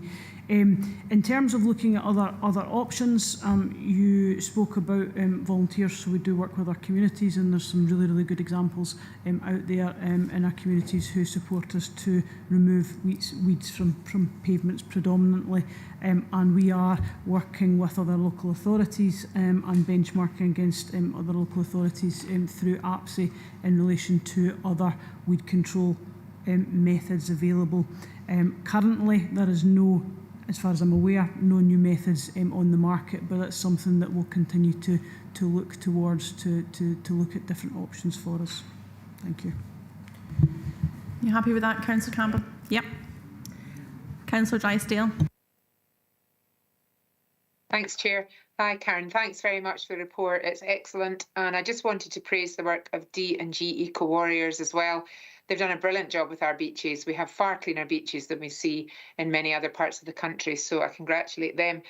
I just wanted to ask about the campaign. You and I have been speaking a lot on and off about waste and mess and lay-bys in and around the area. And I must admit, I actually think it's looking great, not the A75, but elsewhere. I think that people are very proud of where they live, and if we live here, we're very protective and people tend to be careful. However, I just wonder, Karen, where the clean DG idea came from. Not that I'm saying it wouldn't work, but I'm just concerned about it because, not that I've done analysis on this, but people that tend to litter don't tend to live in the area they live in. So I'm just wondering if that clean DG might be looked at as a branding exercise to see if there was another wording or name that could be used so that people coming into the area would understand what we were meaning there. So it was just to ask you more about that, where that came from and if that will be researched. Because the difficulty we have is that we've got Zero Waste Scotland, Keep Scotland Tidy, and also SEPA, and it's difficult for the three to embed together. And also we see the difficulties arise when it comes to fly tipping with regards to those three agencies. Thank you again. Thanks, Chair. Karen. Thank you, Chair. Through you, thank you, Councillor Drysdale, for your questions. And I just want to confirm the fantastic work that all our volunteers do across the region. We certainly couldn't do our job without the support. In terms of Clean DG, that was an initiative that Community Assets introduced in 2018, I think it was. And that was all about encompassing and collaborate working with our volunteers, with national organisations such as KSB, such as Zero Waste Scotland, and it was trying to bring that together in a name that everybody would recognise. The thought was that we would re-look at Clean DG to see if there's any new initiatives that we can link into that, and also try and previously we didn't put signage up for instance, or we didn't put decals on the side of our mechanical sweepers, so it wasn't widely known, but the proposal would be that this time we would as I say, advertise it differently and promote it differently across our communities, so that locals and visitors to our area would understand the messaging. In terms of, sorry, I think that answers Councillor Drysdale's question. Thank you. Thanks, Karen. Councillor Ferguson. Thanks very much. Good afternoon, Karen. 4.7.5. Pleased to see we continue to achieve green flag status for the dog park. And you're mentioning options to develop this to other parts across the region. I suppose that's an aspiration that we should all be aiming for, us to get up to that level. The only bit I'm going to ask for here, and it's a wee bit naughty, I suppose, is, but as a grandpa who's not as mobile as he used to be, when you've got two grandkids in the play park area, the public toilet is about 200 or 300 yards away. So what plans have we got to actually get a toilet up near the principal attraction? Because vast majority of the kids who go there go into the bit that's secure with the gates round about it and the fence round about it. And I do know that the folk in the cafe allow you sometimes if you've got an emergency, but that's not a long-term answer. All we need is a separate person in there who says no, and we've got a problem. So I'm just wondering here, are there any plans at all to look at the toilet and facilities in the dog park in Dumfries to bring them up to standard the same way as, for example, the one in Stranraer? Karen? Thank you, Chair. Thank you, Councillor Ferguson. In terms of public toilets within Dock Park, I'm happy to have a discussion offline, but what I would say is I'm not aware of any projects afoot to progress any developments within the park. However, my understanding is that the agreement with the cafe is that members of the public can use those facilities within the park, but happy to pick that up offline. Okay, thank you. Any more speakers? Councillor Dorward. Thank you, Chair. I'm coming in last because I can't use my mobile to put speak online, so apologies for that. Yeah, great report. Thank you very much, Karen, for the report. And it's an absolutely vital service provided, and it's great that we work with volunteers to increase the capacity of what we can do, and it's great to get the community involved. Somebody mentioned, I can't remember who it was, my memory is that good, the litter on the roads, the parks and things, and also fly tipping is a problem in terms of littering. And again, to go back to the circular economy bill, there's no mention of that in here. I'm not expecting it. It's not that sort of report, but just again to take cognizance of that, it puts extra duties on local authorities in terms of enforcement for that. It's going to be really challenging. I don't know how you're going to enforce somebody chucking litter out of their car window when they're going along a road, but that's what the bill appears to do. And also for fly tipping, unless we've got CCTV absolutely everywhere in Dumfries and Galloway, that's going to be challenging as well. But how are we preparing for that, if that's a question you can answer at the moment, or is it something to bring back at a different report? Thank you. I'm not sure if that is your remit, but go on. Thank you, Chair, and thank you, Councillor Dorwood. What I would say is the proposal is to bring back the starter for a litter strategy and reduction action plan. Now, going forward, following consultation, that would encompass the work that our community safety team do. It would encompass the work that you heard earlier that our waste team do, and it would include the circular economy bill and what that stands for. And obviously, as part of that consultation, we would be in discussions with national organisations such as Zero Waste Scotland, such as the Scottish Government, such as Keep Scotland Beautiful. So I don't specifically have perhaps an answer for you at this current time, but it would be part of that bigger picture going forward. Thank you. Councillor John Campbell. Yeah, thanks, Chair. Yeah, I do welcome the report. I do take my hat off to the communities who volunteer when they're cleaning up certain areas. My only concern, and I'm sure it will be across the committee, is when the volunteers start doing roadside verges. Now, just recently, the 709 heading from the bottom of the Rookin Road, which is where Cullen is, to the top of Thorold, I noticed a number of volunteers out there. The green bags were all being piled up, and it worries me when you've got such a busy road. I've spoke about this in the past. The director will know, especially when it comes to the likes of the A75, the bypass, and just recently from the roundabout from the Anning Road to the Lockerbie Road, there's a pile of green bags right along there. Now, I don't know if that is volunteers that are doing that. Is that our own staff that are doing that? I hope it's our own staff. But these are very, very busy roads, and it really worries me. I'm not trying to put volunteers off from coming out and helping out in their communities. However, it is a concern. Thanks, Chair. Yeah, I would agree. I think I've brought this up before as well. Can you just clarify what communication we have with volunteers in terms of working in busy areas, or, sorry, volunteering in busy areas like that, and responding to Councillor Campbell? Thank you, Chair. Thank you, Councillor Campbell. Whilst we really appreciate all the work that our volunteers do across the whole region, safety has to come first. And I think myself, I've spoken to many members about this. So unfortunately, we don't give permission for volunteers to litter pick on any of our roads network. And the permission for litter picking, and the council needs to get permission for litter picking on the trunk roads as well, is through Amy. As I say, whilst we really appreciate the efforts that local volunteers are putting into making our area look tidy, as I say, safety has to come first, and we don't give that permission Now, I have spoken to some of the volunteer groups that are on the roads network, and I've been quite clear in my messaging that it's a dangerous job out there on the roads. Thank you. So we can confirm that the green bags that we see are our staff? To confirm, no, the green bags are not. They are volunteers. Oh, right. Okay. So we will uplift them. Okay. And I'll continue to be in dialogue with the volunteers that are lifting that rubbish.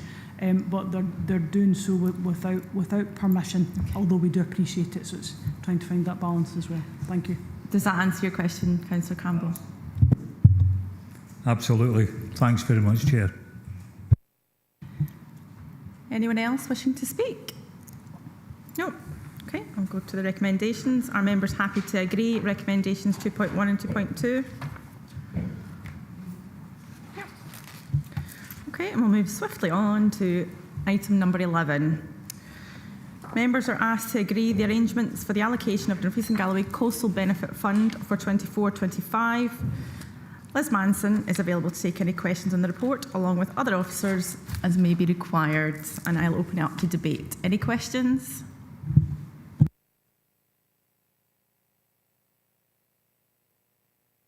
Councillor Campbell. Yeah, thanks, Chair. Yeah, it's just to say thanks to Liz and Derek and others who have brought this report forward. We just recently had the seminar on the Coastal Benefit Fund, and I think, well, hopefully that members contributed pretty well so that we could bring this report to committee. Thanks, Chair. Thanks. Anyone else? Yep. Okay, we'll move to the recommendations. Are members happy to agree the recommendations 2.1 to 2.5? Yep. Thank you. Okay, and item number 12. This report updates members on proposals for the establishment of Dumfries and Galloway Cultural Partnership to support the Council and other key stakeholders in implementing the cultural strategy for Dumfries and Galloway 22 to 30. When agreeing this new strategy in March 2022, members also agreed to receive a future report on proposals for the cultural partnership, including membership. Lee Seaton is available to take any questions on the report, along with other officers as may be required. And I'll open up to debate. Any questions? Councillor Ferguson. Yeah, I think the only thing missing for me from it is 2.3, agree the reconfigured use of the strategic arts budget. I think we need to put a sentence in there subject to the provisions of the budget setting process, because that budget could change technically. I don't think it would, but it could. You know, you might take my point. I do. Yes, I've got no issue with that. Okay, so we'll add that in. Anyone else? No.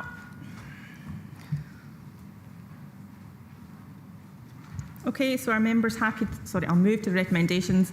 Are members happy to agree recommendations 2.1 to 2.3? Yep. Okay, item number 13. Excuse me. This report provides members with the Independent Economic Social Impact Report on the 2023 UCI World Paracycling Championships and highlights areas of learning gathered through the event debrief process. Lee Seaton is available to take any questions on the report. He will be joined by Jim Law from James Law Research Associates, who produced the Economic and Social Impact Report. Okay, I will now open up for debate. Any questions? Councillor John Campbell.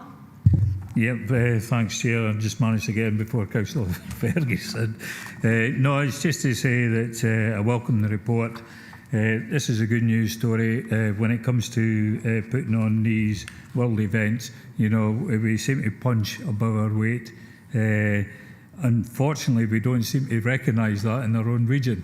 You know, you could go abroad and somebody in Germany could turn around and say, oh, there's, you know, the World Championship or this, that, and the next thing going on, Dumfries and Galloway. But we don't seem to understand that in our own region. So, but it's a good news story, and I just want to put my thanks down to everyone involved. Thanks, Chair. Thank you. Councillor Ferguson.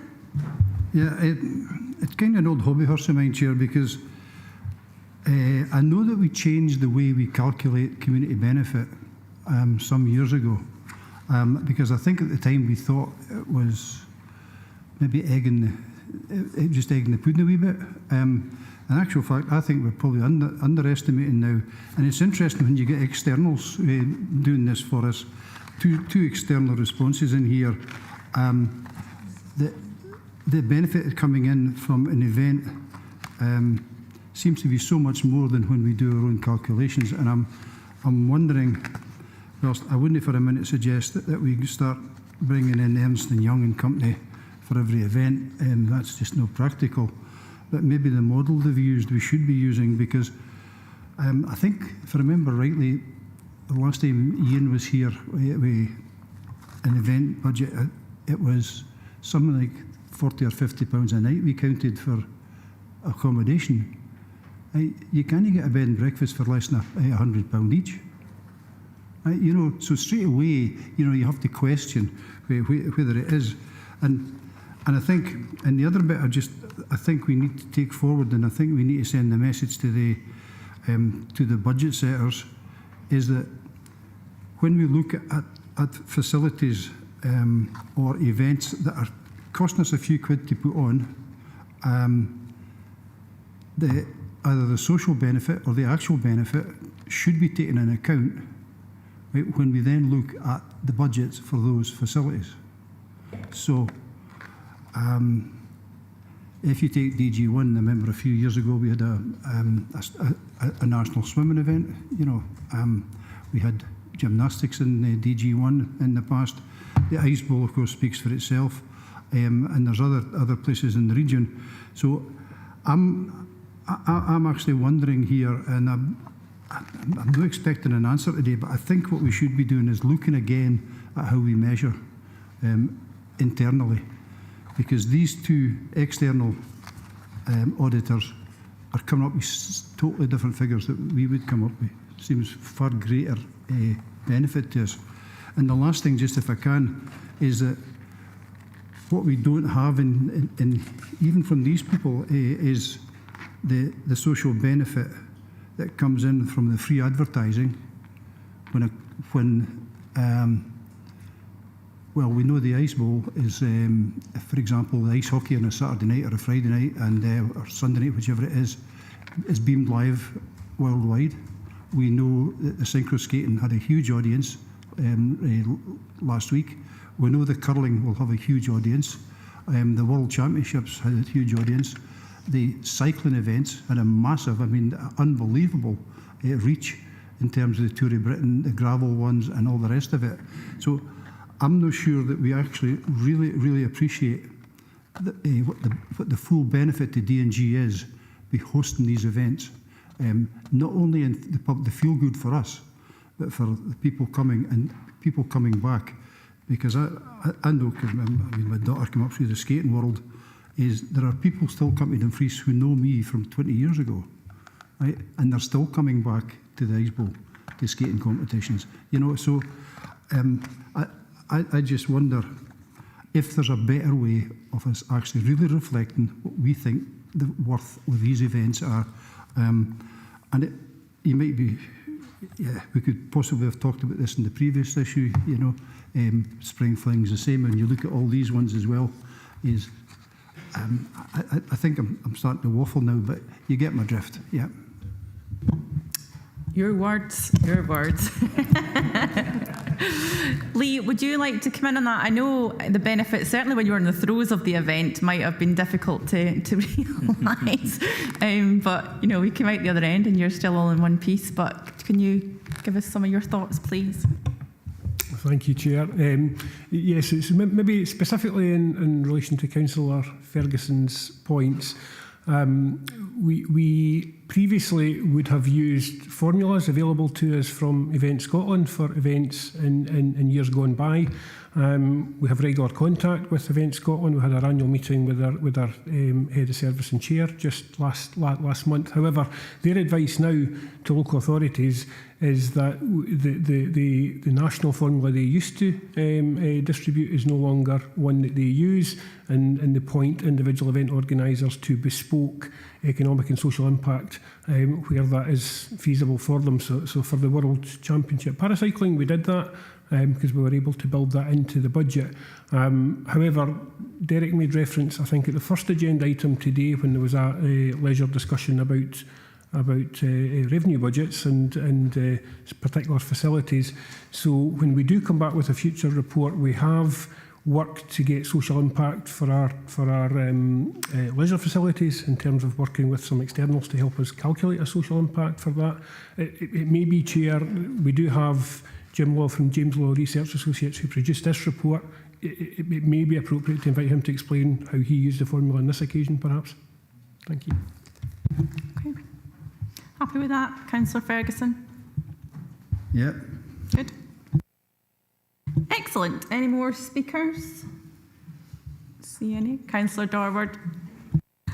Thank you, Chair. Really, thank you for this report. It's really appreciated, especially the warts and all debriefing bit at the end. That's really useful. You know, in terms of the 1, 2, 3, 4, 5th and 6th bullet points about resourcing, learning from this and managing community tensions. But overall, I mean, I think hopefully this committee would agree that the returns on council investment for the region have been immense. More of the same, please. As is a positive publicity across the whole of the world. We never would get that for the region. You know, wouldn't be able to pay for that as a council. So thanks to the team and thanks to all the hard work that's gone into preparing this. It hasn't been easy as sort of there at the initial bit of it in the previous administration. I get the complexities of doing this, especially with a bigger partner. So well done to everybody. But if we can just focus on a smaller, perhaps less positive bit at the end. You just speak about community tensions in the debrief. And one of the things, I won't name the place, but people who lost business, very few lost business, but some people did, and I think sometimes that's what they remember about the event as opposed to the positives across the whole region, which were fantastic and phenomenal. But some folk lost business because the roads and things were closed, and that's inevitable with a cycling event, the roads are going to be closed. But they didn't get compensation that they thought they would get back. And it's just something, I might speak to you offline about that, but it's something we can look at going forward in terms of some businesses will shut because the roads are closed and some access and egress points will not be able to access the business. So going forward, can we factor that in to the process? It's a very, very small part of the process, but something that some of our residents, a minority of our residents, we're concerned about, and would we look at, some sort of grant scheme for that going forward? Thank you. Yeah, I think, Councillor Dorward, as small as it may be, it's super important that we do address these. So, thoughts, please. Thank you, Chair and Councillor Dorward. I'm certainly very, very happy to consider ahead of any future events. I think part of the learning from that debrief was on examples such as the community feedback, on examples such as staff time and resource, that at the time of us potentially securing any future championships, to bring two members to allow us to make an informed decision at that point in time what the impacts actually will be, both in terms of on communities and on delivery of normal staff activities within the council. Thank you. Thanks, Lee. I think I have Jim online. Would you like to come in? Yes, thanks very much, Chair. Delighted to attend your meeting and give any further comments I can regarding the economic and social impact study that my company completed. To follow up a point that Lee made, the methodology that was used in this is a well-used methodology referred to as event impacts. There is a website for event impacts, and this methodology that we used, taking the point that was made earlier about trying to ensure that all of your events are equally investigated and the impact understood. There is an online toolkit that can be used, and therefore any event organiser of any event in your region could use that toolkit, could follow that approach, and could arrive at similar calculations of impact as we did. Obviously, with an event of this size, it took more information gathering from multiple points, from people who were attending live on the ground at the day, from residents taking part in a survey, from input from UCI in relation to all the competitor expenditure, and also we were supported by the information gathered by Ernst & Young in order to do the final calculations for this. But to come up on a couple of the other points, regarding the media coverage, your event attracted really significant media coverage, which is recorded and is recognised, and was broadcast to over 21 million people, over 130 countries, with over 500,000 hours of the paracycling viewed. So therefore, we can say the broadcast element of that, of highlighting Dumfries and Galloway, is absolutely significant and is way beyond the monetary value that you've gathered in terms of the impact on the local economy. It's also important to say, and to echo the point about some level of dissatisfaction amongst some residents and business owners regarding the disruption. And again, we recorded this and we really investigated how that could have been improved. And the biggest single lesson coming out of that was about advanced communication, advance notice, explanations of why roads were closing or things were happening, and an understanding of the benefit that would be gathered by that, in some way sacrificed by people having the road closed, that they did not understand in advance at the time, and perhaps only understood after communications about the benefits gathered were relayed to them. That's really all I would like to add to the comments today, unless there are any further questions specifically for me. Thank you, Jim. Thanks for that. Any questions for Jim at all? No, you're off the hook, Jim. Thank you. Okay, any more questions? Nope. Okay, so I'll move to the recommendations. Are members happy to agree recommendations 2.1 to 2.3? Yeah. Item 14, I have no urgent items of business. So thank you for joining me, thank you for being kind to me, and enjoy the rest of your day.